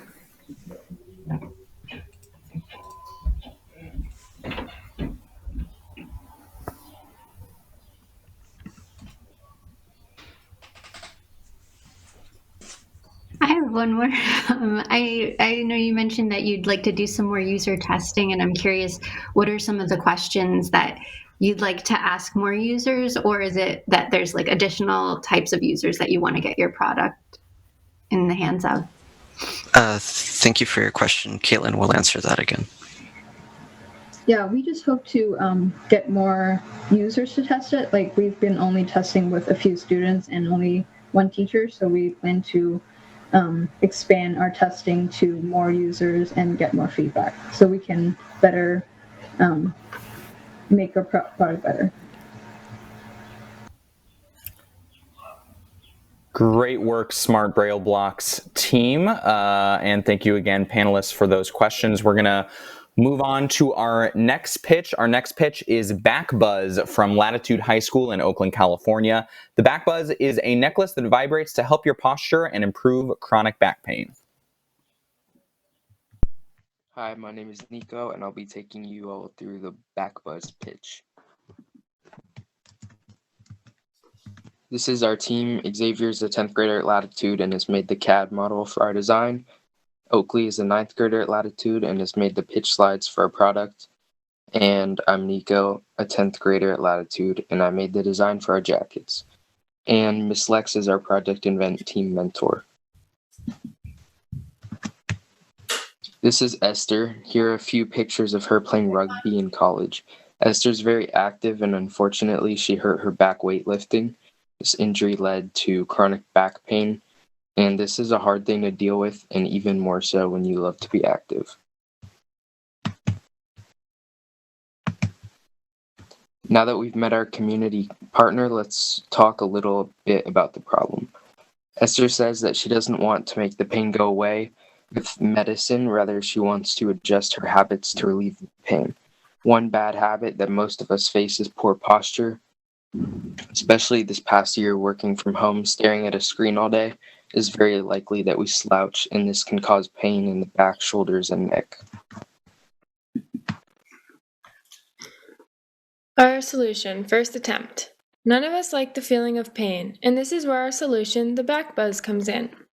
For our first example, we wanted to try a necklace because we felt that it would look like a more natural tool that wouldn't get in the way of anything. This would have a little box on the back of the neck with a flex sensor to sense bending in the back. After we planned our design out, we made many different digital prototypes, including an on-shape one and a Tinkercad simulation to help us understand what our product would look like and how it would work. We also wired up a physical Arduino once we learned the code and the placing of our wires. After designing a first attempt, we went back to Esther to get some of her opinions and improvements she would like. We presented our idea to Esther and she gave us some feedback on our product. She told us that when she slouches, it comes from her pelvic area, so moving our product down to the lower back would be more effective. Esther also told us that she would like to be able to turn the buzz box on and off. We found this feedback very helpful because making improvements would help us cater the product to be meeting the needs of our community partner as much as possible. Our final solution.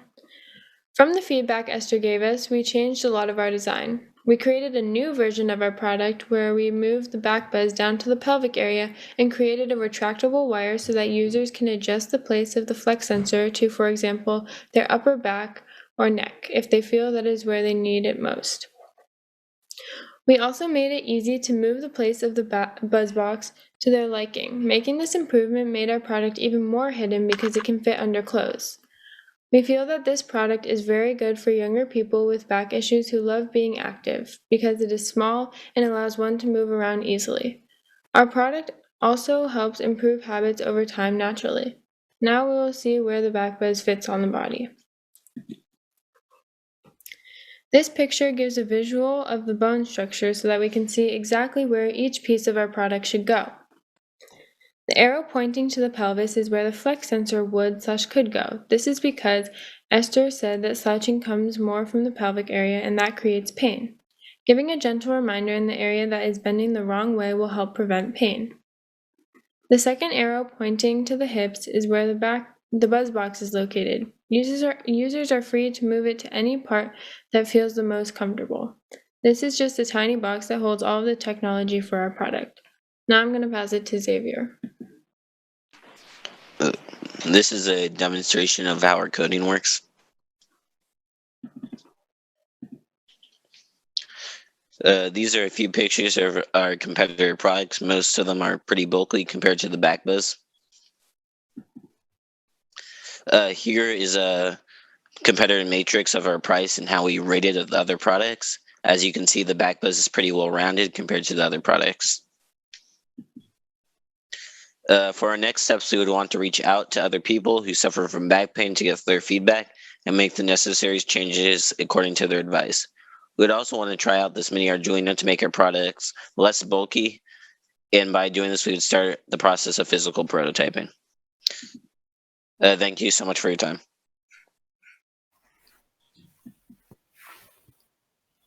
Great work, BackBuzz team. You now have 5 minutes of Q&A with the panelists.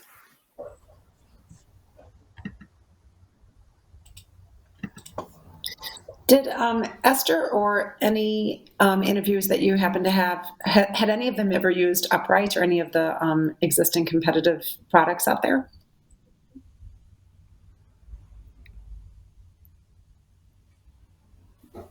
I believe your microphone is muted. I think she had used them before and didn't like them as much because they're bulky. So was bulky the biggest complaint that you heard consistently from your users? That's what you're trying to solve for? That was one of the big ones. Okay.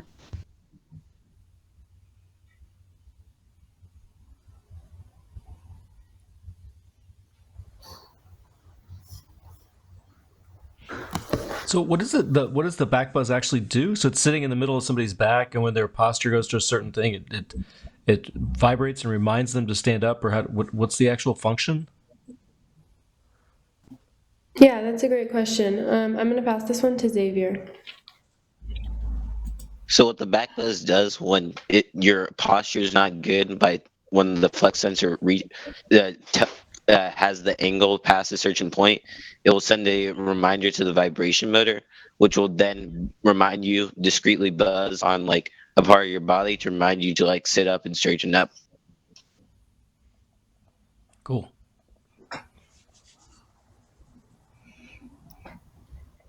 Hey, I'm wondering if you guys, to build on that last question, if the product will you envision it featuring any like education about how to respond to the buzz, and what that education might look like.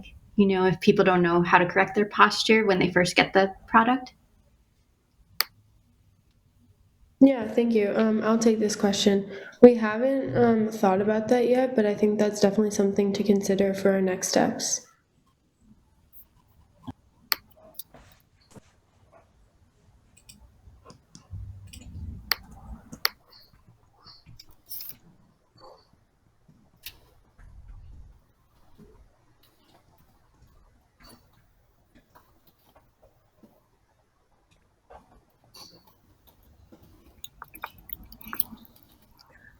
What would you say is one of the biggest challenges that you ran into during your process of developing this product?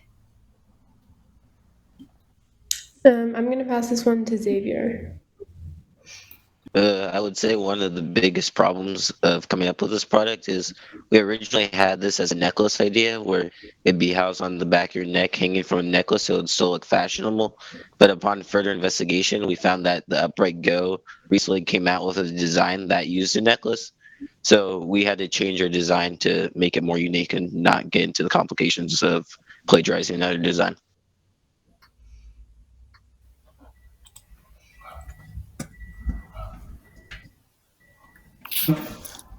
So how does it decide your posture is incorrect? Does it use like gravity or how do you guys sense it? Thank you for the question. I'll pass this one to Nico. Basically, it has a sensor and it can see, like, if you slouch over, it can feel that with the sensor. It can know, like, the angle, and then it'll buzz so you can straighten your back up. Okay. We have time for one more question. What was it that drew you guys to work on this particular problem? Was it, did one of you know the community partner, or was there something interesting or compelling about the posture issue that drew you to it? Yeah, I can take this question. We all brainstormed like different issues we wanted to work on, and then our mentor knew our community partner, so we just went with back pain. Great work, Something you have to look forward to when you get older. Quite true, quite true. Thank you, Backbuzz team. We are going to move right along to our next pitch, our second to last pitch of the day, which is Care Calendar from E3 Civic High School in San Diego, California. Care Calendar, caring when you can't. Hello, we are Care Calendar. We care when you can't. Our team consists of Alexis, Lola, Serenity, and Marcella. A few facts about teenage mental health. Half of all mental health conditions start by the age of 14, but most cases are undetected and untreated. Globally, depression is one of the leading illnesses and disabilities among teens. Adolescents aged 12 to 17 years old have the highest rate of major depressive episodes. The rate of moderate to severe depression rose from 23.2% to 41.1% from 2007 to 2018.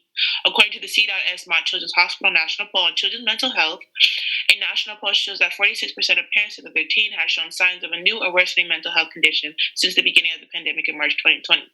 3/4 of parents said that the pandemic has negatively affected their teens' connections to friends. Our clients chose to remain anonymous. We have a 16-year-old female and a 17-year-old female. The 16-year-old suffers from anxiety and ADHD. She struggles to receive proper help she needs due to home life conflicts. The 17-year-old suffers from anxiety and depression and is receiving treatment but would like an outlet. Both indicated that they had a hard time communicating with their parents, which is a current study at Stanford University. For our solution, we created an app called the Care Calendar where you're able to sign in and track your day. It tracks when you're stressed out in real time, too. Along with the app, we created a bracelet that will track you without you physically entering it in. For example, you're getting an anxiety attack in your 5th period class, and obviously you're not allowed to take your phone out and put it in. So the bracelet will track it for you. Along with that, we have fidgets on the bracelet, so every time you fidget with the device, it goes straight to the app in real time. I have here a checklist prototype of what the bracelet will be. It has the tactile piece that you can use in times of distress that slides neatly into this little loop when not in use. It will have a sensor on the back that tracks and sends to the app when you are using the tactile piece, as well as a heart rate monitor on the inside. This is a demo of our app. This is the first screen you will see. If you have not created an account, you would go through these steps. If you have, you would just click sign in. First, you will put your first name and then your last name. You will also create a password.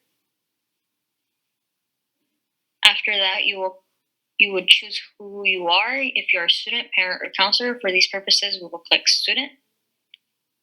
Then you will click sign in, and it would take you to an about you page.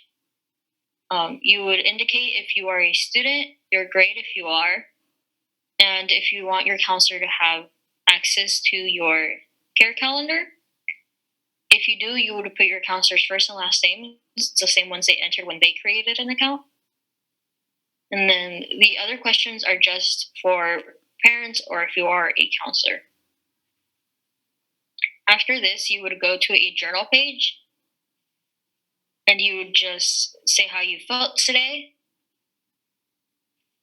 Click on a mood. And write down if anything happened today or any extra thoughts that were not included in your day. For the second video, we have a demonstration of our heart rate monitor piece.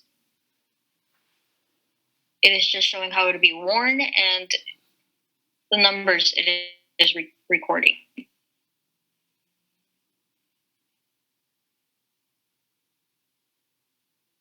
The competitor's matrix. Unlike our competitors, our bracelet implements a tech element that connects to an app and tracks when you use the anxiety fidget. It is about half the price and has a built-in calendar.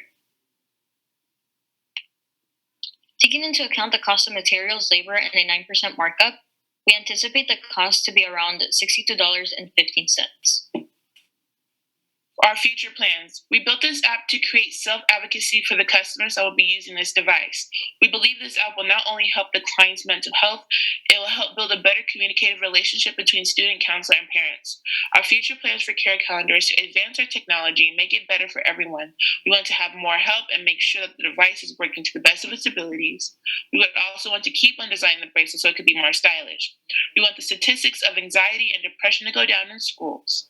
And with the help of our clients, we believe that this project would be amazing for the mental health community. We believe that Care Calendar can make a difference for the better. Thank you.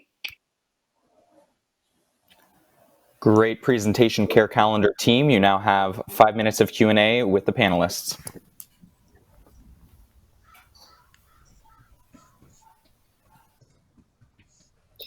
Can you walk us through kind of the challenges of interviewing users in this situation? Was it more difficult to ask them such sensitive questions, or how did you guys go about that? Thank you for the question. Alexis can answer that. So initially it was a little bit hard because of the pandemic, but what we did is we sent out a school-wide survey, and we just basically asked questions about home life situations, stuff that maybe symptoms of mental illness and things like that. But we tried not to pry too much because that can get uncomfortable. But yeah. From the user research, what were some really interesting learnings that you decided to integrate into the product? Thank you for that question. Alexis, you can answer that. One thing that we actually found out that was pretty interesting from our feedback was that a lot of students don't seem to have much faith in school counselors or their parents, and they actually tend to bubble up their issues or rely on maybe sources that might put them in a position that might not help them that much.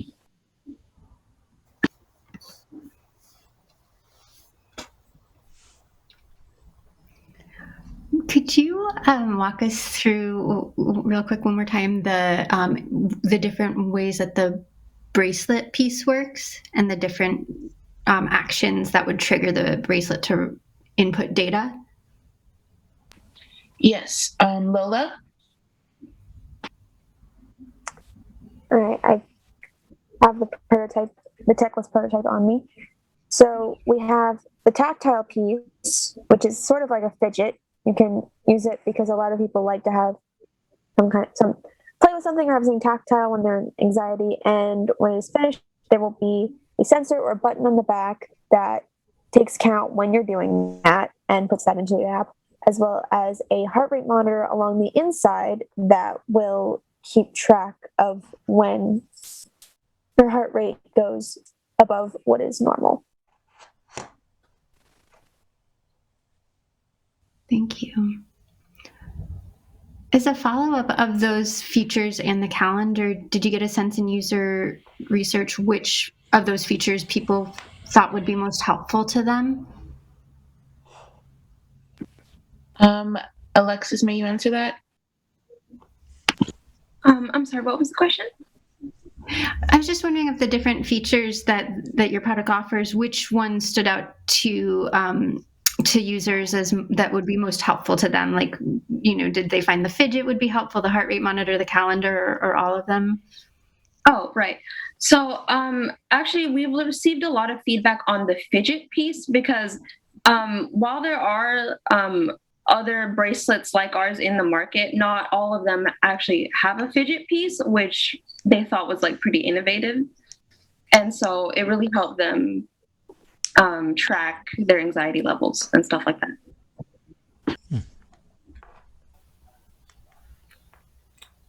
We've got time for one more question. What was the feedback on the journal? Meaning people felt like they will enter data into the journal, or any feedback on that? Thank you for that question. Alexis, may you answer that? So far, all of our clients were very happy with the journaling process. They felt because we have an option where you can share your results with a trusted adult, they felt like it was a good way to communicate with their parents or other trusted adults without being too direct about it. Thank you. Fantastic. Great work, Care Calendar team. And this takes us right into our final pitch of the day. Our final pitch of the day is Ocu-Measure from ConLab High School in Mountain View, California. Ocu-Measure provides the visually impaired with a more accurate way to measure ingredients in the kitchen.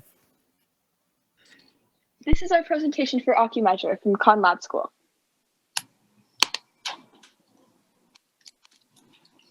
This is our team. Amartya, Alicia, and I will be presenting our slides, and the rest of the team will be open for questions.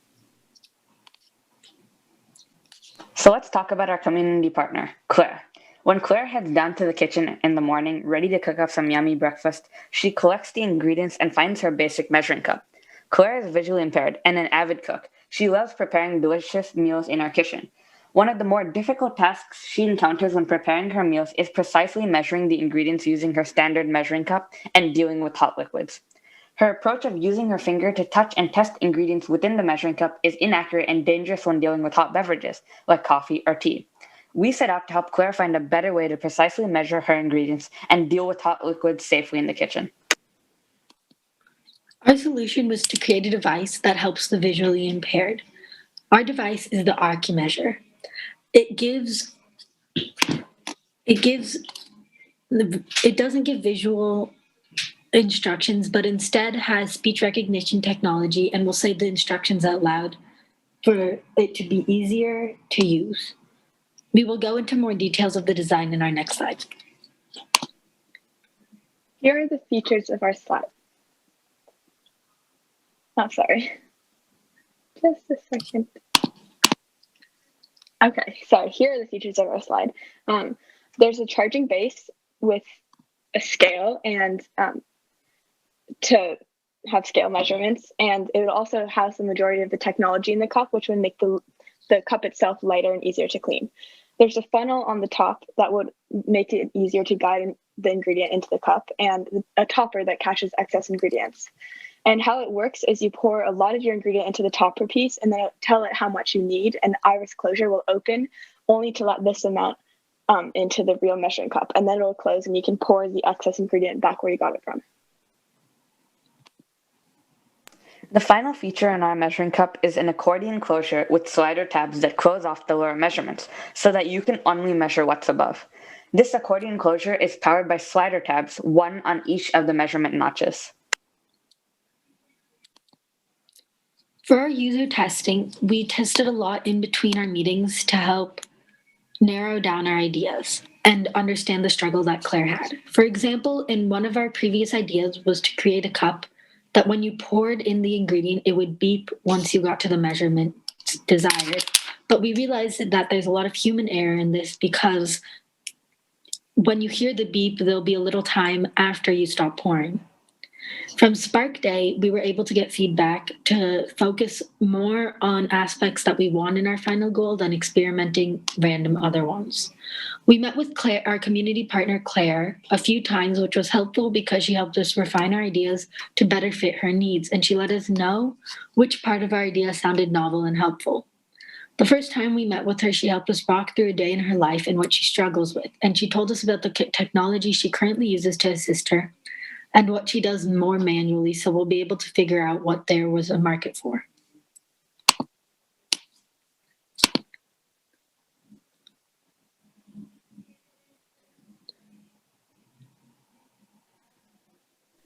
We were able to find three main competitors for our idea.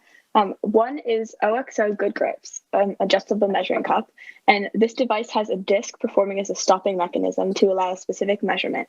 While this is precise, the user needs to move the stopper to a specific position on the cup based on reading the words, and so it can be hard to do if you're visually impaired.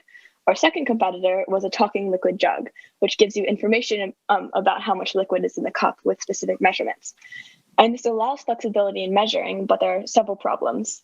One is the user's reaction time. As we explained during our testing, we found there's trouble with this. And so it wouldn't make it as precise. And secondly, the description on the product says that it's good at measuring liquids, but it doesn't mention its performance with solids or dry ingredients. The third competitor is a smart measuring cup. It can successfully measure the amount of liquid or solid inside of it. It has tolerance to all levels of heat. However, this product has no way to broadcast the amount to the blind, and the only way to tell you the amount is in the text field. So the final steps that we would like to continue with are first to make final decisions for the initial prototype, and then put together working prototypes to create sort of a final design. To do this, we're going to 3D print the foundation and add technology to the base, like power and weight sensors. Then, after receiving feedback on the prototype, we would like to expand our functionality to all blind people and visually impaired people out there. Thank you for listening. Great work, Ocu-Measure team. You now have your 5 minutes of question and answer with the panelists.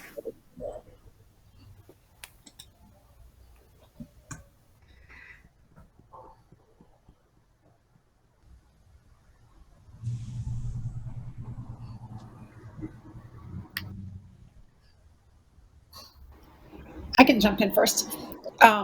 Sorry, there's a train going by, which is why I was waiting.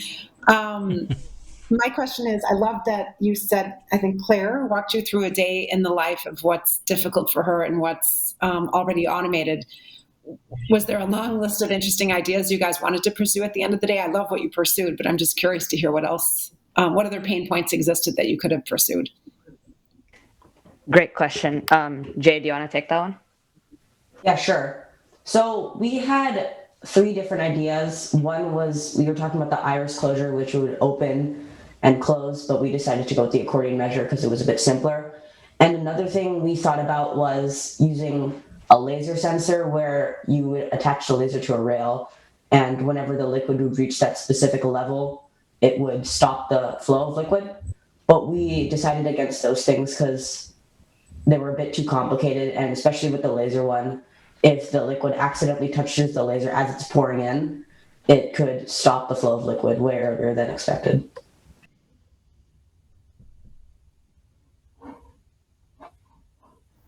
Yeah, just to expand on that a little bit, like I actually just never thought about the challenges of trying to cook when you're blind or visually impaired. Were there, as you thought about Claire moving around the kitchen, she must have had struggles with like temperature settings on stoves and ovens. Like there must have been other elements as well. Did you notice anything interesting about how she was navigating some of those other challenges, or was there something specific about measuring that seemed to be the goal you wanted to focus on? Yeah, once again, great question. Mary can probably take this one. Yeah, she gave us a lot of different struggles she has in the kitchen. Like she talked about the stove, but she already has a lot of technology to help her with some other aspects of cooking. So she has the thing that we found that was mostly manual, which was measuring cups, is what we decided to pursue because the way she does it is literally just sticking her finger in, and it's not very precise, and it doesn't work for everything. So she brought this up as a really major concern, but there were lots of other things with cooking and deciding what products to buy and stuff. But she has this technology she uses that's you have an interaction with like a real person, and they can help you through some of these things where you ask them sort of like a video conference, and they can show you how to do it, but it's a lot harder for something like measuring because it's so small and precise. So that's why we decided to use this.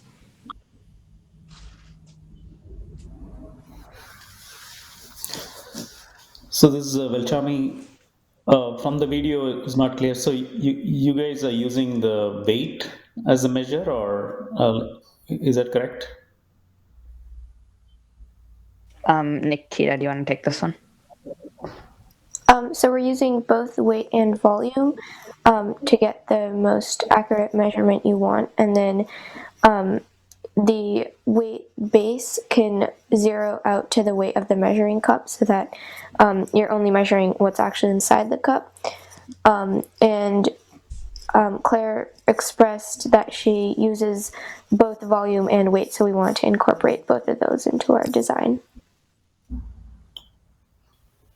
Okay, thank you. We have time for one final question.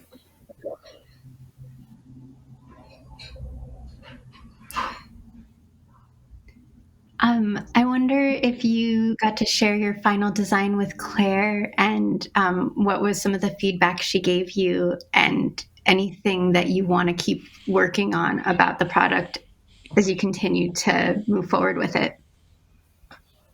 Yeah, so unfortunately, because of COVID, we weren't actually able to show her our final design, but she kind of was like holding our hand and walking us through the process. So we kind of got to share each of the individual components and features with her. But in terms of like expanding the functionality, we would definitely like to see like our product in like kitchens for everyone, not just those who are visually impaired. Fantastic work, Ocu-Measure team. And that actually wraps up all of our pitches for today.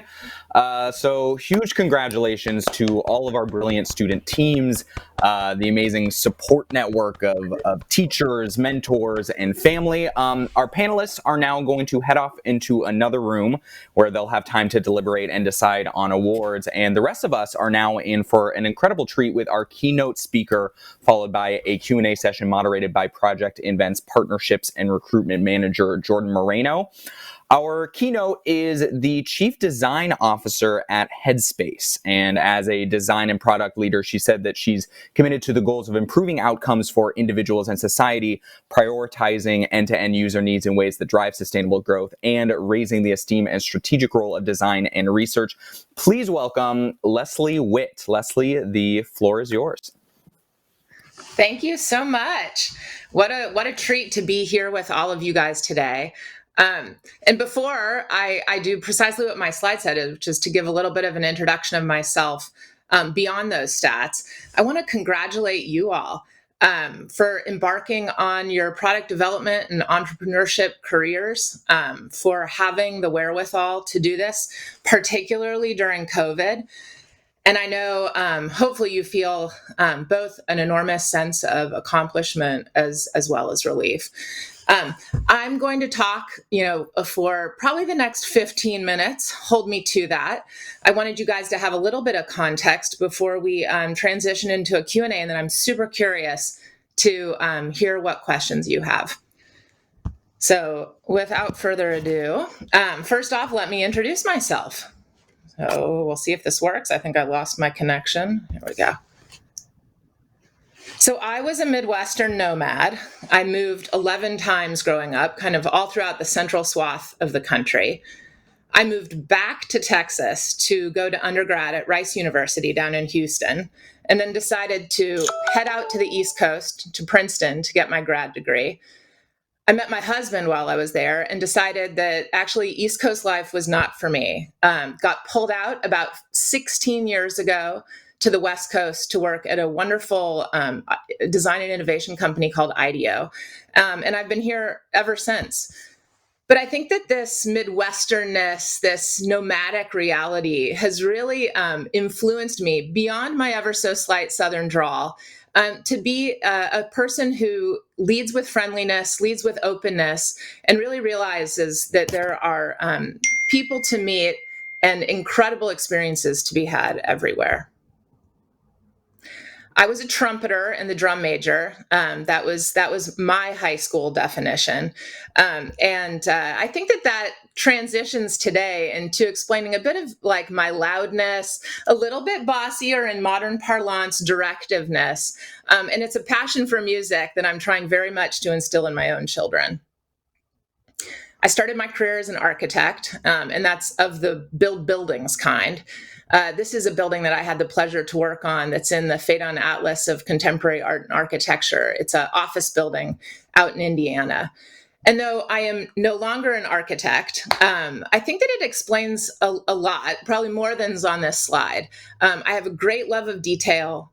I really enjoy kind of diagrammatic, systemic thinking.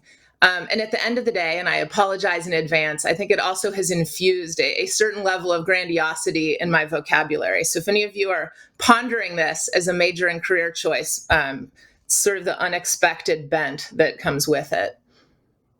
I love to craft and create, and I think that pretty much anything can be a project and should be as well. This is a snippet of a 10-foot by 12-foot curtain that we constructed out of response cards for our wedding many moons ago. And those people who had received sort of an awkward side of my husband's cheek were very happy to see this whole thing actually reconstructed. I love to garden and tend. And for those of you who live on the West Coast, you realize this is not quite the biggest accomplishment because pretty much where we live, if you stick something in the ground, it grows. But there's something about gardening, both as an activity and as a metaphor for life, that continuously reaps rewards. It's non-stressful. The plants respond and grow in an outsized capacity when you actually invest effort in them, but they ask so little of you. And so that level of kind of mutuality and reciprocal return is something that I feel is kind of the never-ending pot of joy. I'm a teacher and a bit of a reformed academic. This is a picture of one of the largest refugee camps in the world, Dadaab, Kenya. And it represents kind of the last major studio I had the pleasure to teach, which was in partnership with Stanford's Public Policy School and the UN High Commission on Refugees, taking the very same methods that you guys have just learned about in terms of design thinking, customer empathy, experimentation, and using that as a platform to think about how to radically reinvent and improve the refugee experience. I'm a mom to twins, Ella and Gray. My kids aren't quite ready to do what you all just did. They're 9-year-olds, fourth graders. They've had quite the experience, as many have, navigating this COVID pandemic. And this is us kind of going on one of many birthday party car rides during the pandemic. But it's a pleasure and kind of a living design thinking experiment to get to be their parents. And I think at the end of the day, it's my source of kind of ultimate amusement and joy. And last but not least, and this we already kind of kicked off with, I'm the Chief Design Officer at Headspace. And for those of you who don't know Headspace, it's a meditation and mindfulness app. Our focus is really on improving the health and happiness of the world, and with it, tackling stress and anxiety, something that folks your age feel in very acute ways, and something that's been, let's all be honest, exacerbated by the pandemic. But that's not what I'm per se here to talk about with you all today, but I'll talk about kind of one snapshot of how we use this process to evolve what it is and how we have outsized impact for our members and our customers. But I wanted to start out kind of zooming back. You've been learning about design as a process. You find a problem, you go into discovery, definition, you go through kind of solution development, figure out some of the complexities of delivery, and you end in this place. But this is very much a sort of false sense of linearity, right? And it's something that you've experienced really viscerally over the last course of time. Design's messy. It's iterative. You learn things, you interpret them, you realize that your translation of that was maybe incorrect and wrong. You experiment, you find new challenges each time you tackle each tick down in the problem. And so we've come to rely on a toolkit. At Headspace, we call it customer-driven innovation.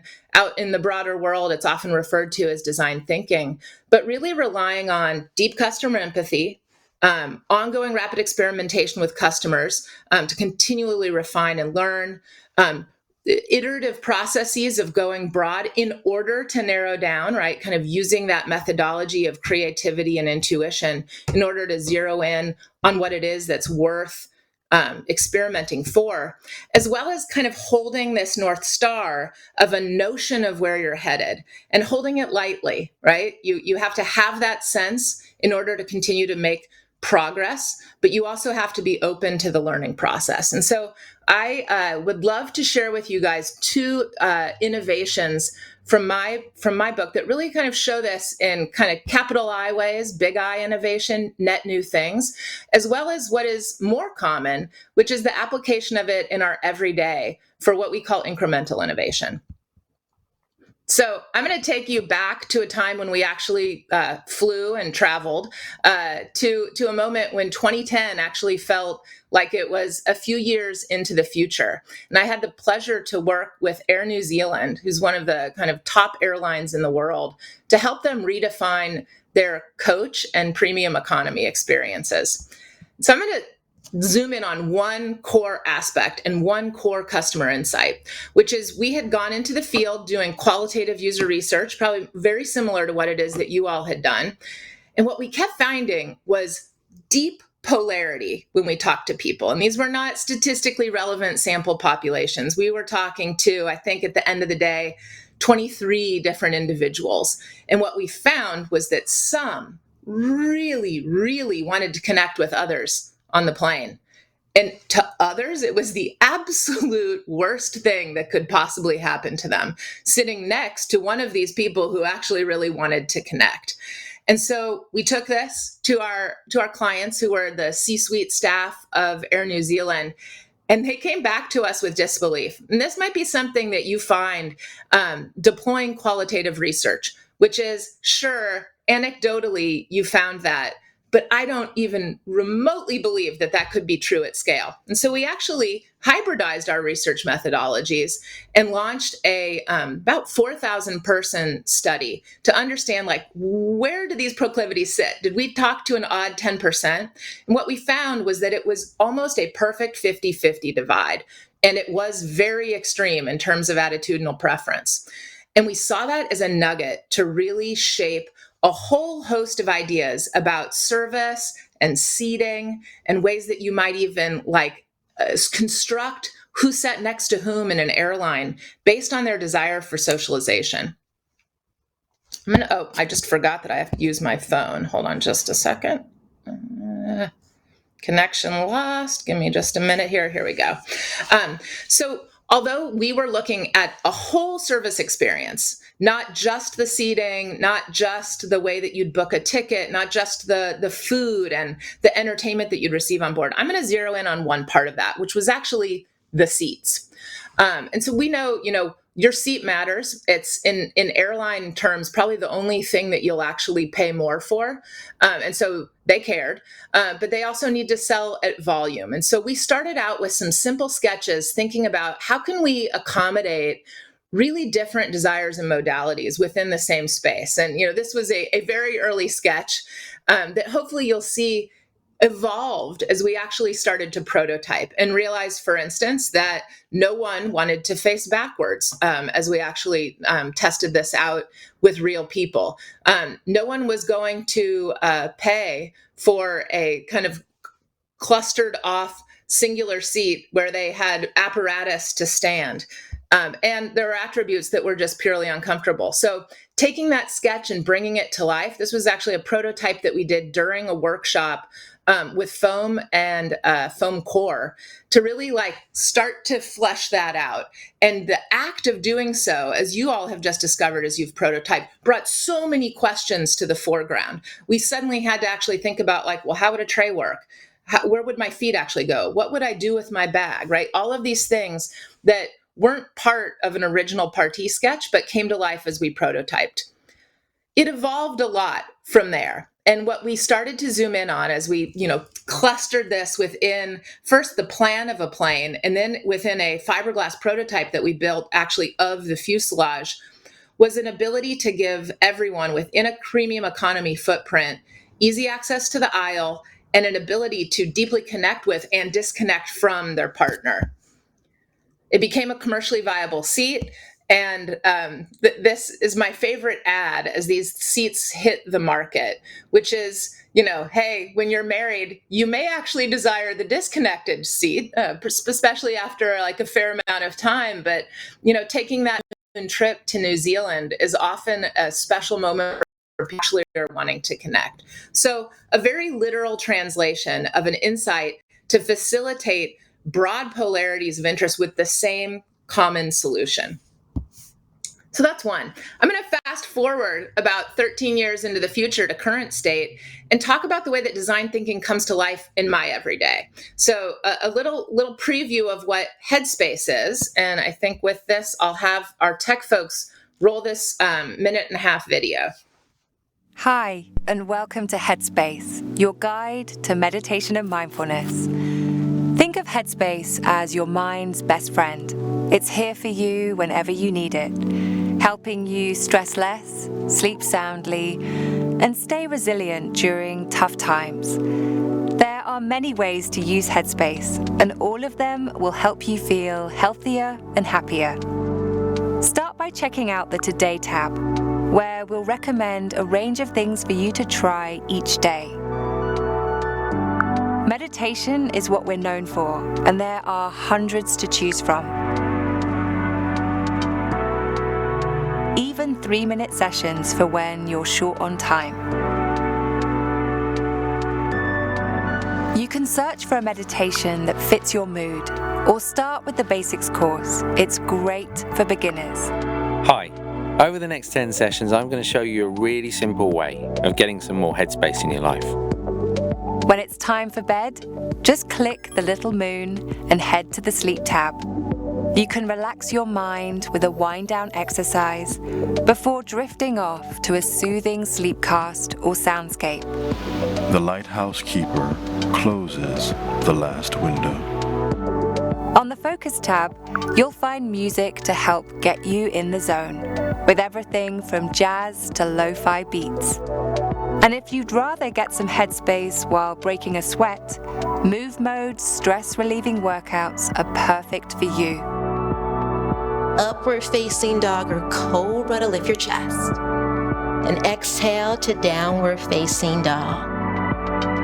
With so much to choose from, Headspace is your guide to just about everything, from waking up to bedtime and all the moments in between. Explore the whole app and find out what works for you.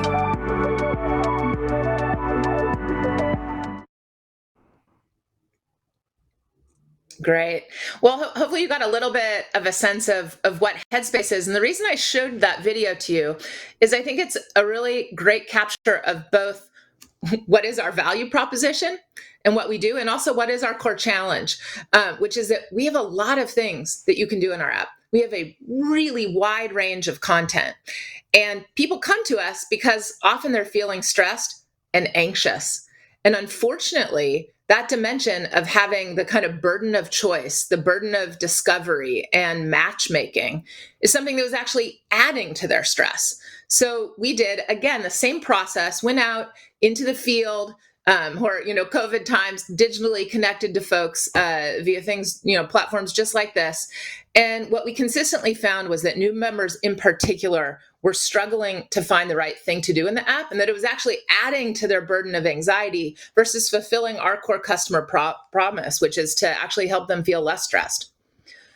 And so we looked at and did a variety of very early prototypes to say, what are different ways to think about discovery? Not to think about navigating a content library, not to look at browsability and kind of traditional search modalities, but instead to think about curation and prescription around particular areas. And the one that stuck most was really to look at feeling and mood, as well as life context and situation. And so, we wanted to see how could we actually help members find content that matches their mood or intention. And so what I'm about to show you, I'm going to show you a number of different iterations. And I think this really speaks to the reality of the design thinking process, the reality of being a designer, a product manager, a product marketer, an engineer, which is that you have to take a lot of at-bats to translate your hypothesis into action and experimentation, to be able to receive user feedback and behavior that then helps you take that next relevant iteration and improvement. So right out the gate, we went with these two. Was it feeling and mood that would help you actually find what you were looking for? Or was it being able to parse life situation? And what we got very clearly back from end customers was that feeling and mood felt like something that was so much more translatable rather than trying to map themselves to their own intention and situation. It had a level of granularity that, again, sort of felt like it was a quest that added to the burden of anxiety and stress. Great. So now we wanted to say, okay, how then, equipped with this understanding should we help you to navigate? Should it be about the mood I'd like to feel? I'd like to be less anxious. I'd like to be calm. Should it be about self-identifying the mood you're in? Should I then connect you with a singular recommendation? Should I show you a bevy of different options? And what we really saw was that the desire was to feel positive. It was about future state, and that mapped not just to the words that we used, but also to thumbnails and titles of content. And so being truly mindful about the desirability path and its way to act as a magnet to discoverability and action was a big insight from these learnings. Okay, translate forward. So we're now reframing things around, these are activities that can help you feel calm. These are activities or content that can help you feel energized. And what we learned from this test was that actually this thing that we had just placed in as like a little drop down in the experiment A, which is I have 5 minutes, ended up being just as big of a navigator. And so suddenly we were pairing up mood with duration, because although I might desire to feel a particular way, one of the bigger blockers that we've seen over time is a sense or even a reality that there's no time to actually do so. So being able to couple those two modalities together was huge. Fast forward, round 6. Oh, I think I have some images here. Oh, there we go. This is one that we actually have out live for customers right now, which is to start to zero in. And again, this is iterative rounds of feedback on coupling mood plus duration and producing largely a singular recommendation. And what we found was this randomizer approach, which is the middle path, which is kind of utilizing the singular, but allowing that people can, kind of give me a new suggestion. Next up, like a Giphy shake, was something that really resonated with people's desire to be led down a path, but still have some level of optionality. And so that's where we're at. We have this experiment live and in the hands of our customers, and we're, continuing to push forward. And I showed this here because if any of you are thinking about a career as an interaction designer, kind of thinking about some of the nitty-gritty aspects of really designing for customer success and customer joy, a lot of it comes down to taking a distribution of core elements. We are going to need to tell them what they're listening to. We're going to need to give them some ability to play. Even if we're great at personalization and recommendation, we're going to have some way of needing to display that. And going through each iteration as you get closer and closer to an end suggestion. So that was a little bit about me. Hopefully, a point towards a large innovation where we've used design thinking as a means to come up with something net new to the world, as well as an area where in our everyday, in that kind of everyday experimentation, testing, incremental improvement, we're using the same process to design the best experiences forward. So that's it for me, and I think we'll transition to Q&A. I hope you guys have some questions queued up for me. Hey everybody, my name's Jordan. I am a partnerships manager at Project Invent. Hello, Leslie. We are so glad to have you with us here today. 1, because you have such a deep experience in the design process, and 2, because I think the topic that you're currently working on at Headspace, I don't know if you saw, 3 or 4 of our student inventions today were also on the topic of mental health. So super relevant to the things that our students are thinking about. A reminder for the audience, if you have any questions for Leslie, please drop them below.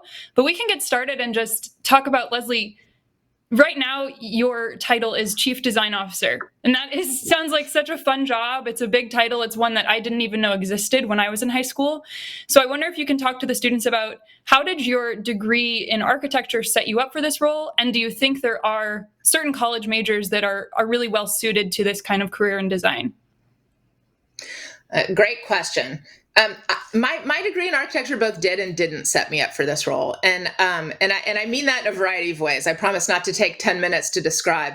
There are attributes about architecture that help to connect the technical with the aesthetic, the human and visceral with the psychological, and it has deep history with it, right? And I think that amalgamation of kind of a consolidated cross-functional worldview is one of the most essential attributes of being a designer. The other thing I think I take very literally from my architectural training is the ability to kind of telescope out to the highest level in order to understand and canvas and sort of suggest a design for the system, and then go all the way down. I call it telescoping and microscoping to the deepest scale in order to, like what we just ended on, really look at, like, is this the right way to, put a word, phrase a drop down? Is this actually something that's going to be able to navigate the underlying complexity? So architecture has served me well. But I think that there can be this sense, I had it when I was going into college, that whatever you pick as your major ends up being this straight arrow connection into what it is that you do in your future. And that is true for some people, but it turns out that the number of people for whom that's true is about like 20%.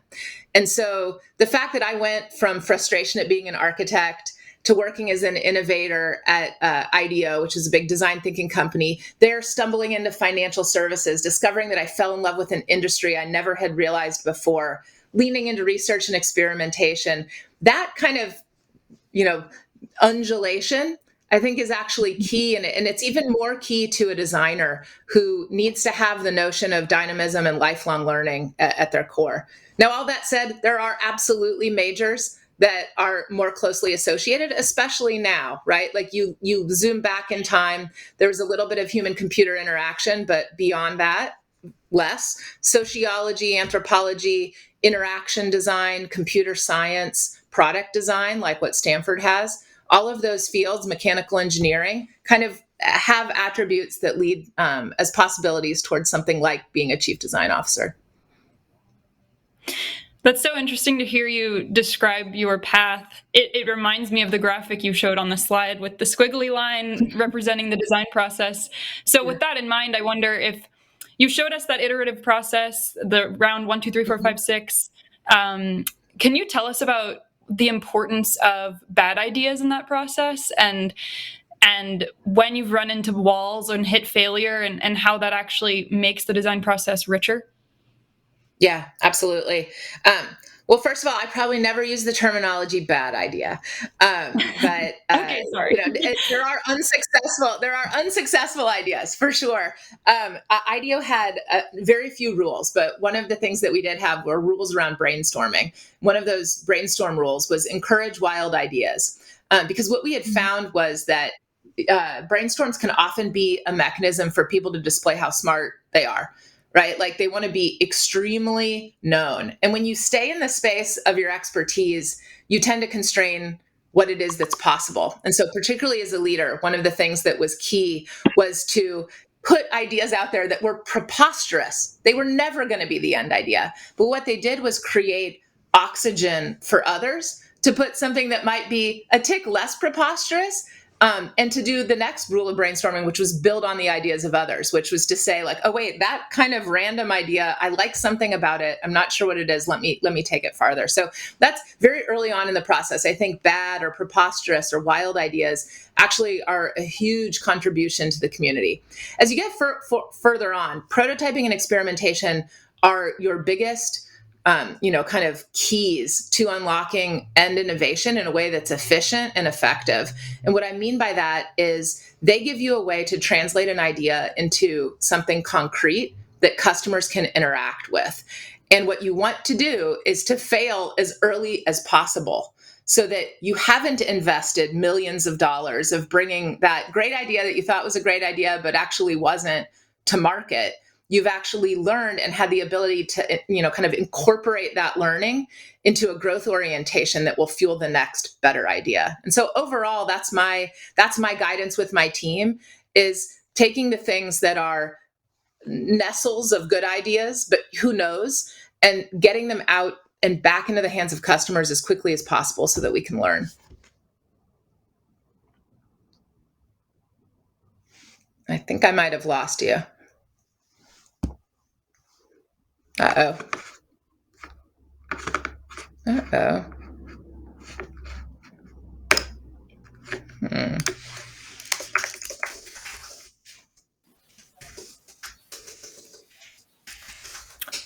Here, I'll Yeah, I'll jump in there, Leslie. Thank you so much, Leslie, for that illuminating keynote, and thank you, Jordan, for moderating the Q&A.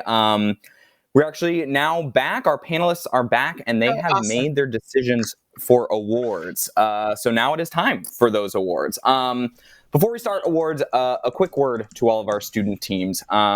Just remember that what you've done today and in the many, many months of hard work and innovation leading up to today is incredible, right? You've built something that few people ever will. You've built something that's designed to help real people in the real world, and you've done it all as high school students, which is honestly unreal. So if you win today, obviously that's very exciting. But if you don't win today, it is so far from the end of your journey. Remember, Airbnb was rejected by dozens of funders, and now they're bigger than the top 3 hotel chains combined. Apple was close to bankruptcy before they created the iPhone and the MacBook. So there will always be setbacks. There will always be rejections. And similar to what Leslie was just telling us, right? There's no straight line in the story of invention. So this is just the beginning of the opportunities that you'll get, and I can't wait to see how each and every one of you will continue to ideate and improve upon the inventions that you've been working on for the last year. So with that, it is time for the awards. I am going to announce each award, and then I will turn it over to Sarah, I believe, for a few words about each award winner. First off, in third place, we have a 2-way tie going to 2 of our inventions, each of which will be awarded $250. Those 2 inventions are Smart Braille Blocks and Warming Vest. And Sarah, I believe you have a few words about both of those. Start with Warming Vest. Great, thank you. Yeah, for the warming vest, your product just really got our empathy. The way that y'all walked us through the persona and the use cases really made us care. And we also thought that it's differentiated in the market because there's different warming devices out there, but this specific type of warming device we hadn't seen before. And particularly the automation seemed to set your product apart. So great job, guys. We're really excited to see what you can do with your prize. And we're offering you $250 to keep doing good work on this product. And then for the Smart Braille Blocks, we thought that this was a great example of a novel solution for distance learning, which obviously is more relevant during the pandemic, but that it would also still be useful after the pandemic. And we also loved that you had thought through the games extension that could really accelerate learning, and just seemed like a novel idea, a great solution. Also $250 for y'all. Sorry for the delay on that, but congratulations. Thank you. Thank you so much, Sarah, and congratulations again to Smart Braille Blocks and to Warming Vest. Our runner-up, our number 2 award, who will be receiving $500 to keep working on the project, is Occu-Measure. Sarah, take it away again. Ocu-Measure, yeah, really impressive work, guys. So I think that we all agreed that you had identified this very omnipresent but often overlooked need. And we thought your product was delightfully simple and well thought through. And also you did a great job of showing us how it's differentiated versus your competitors. And yeah, we just also loved hearing about how you had taken time with Claire and heard about all of her different challenges and identified something where you could be the most impactful in helping her. So really impressive work. Congratulations, and excited to see what you will do with this $500. Fantastic. Thank you, Sarah. And we have one more award, our grand prize, who will be awarded $1,000 to keep working on their invention and keep improving it. And the grand prize winner is Chat. One more time, take it away, Sarah. Congratulations, Chat. Super exciting.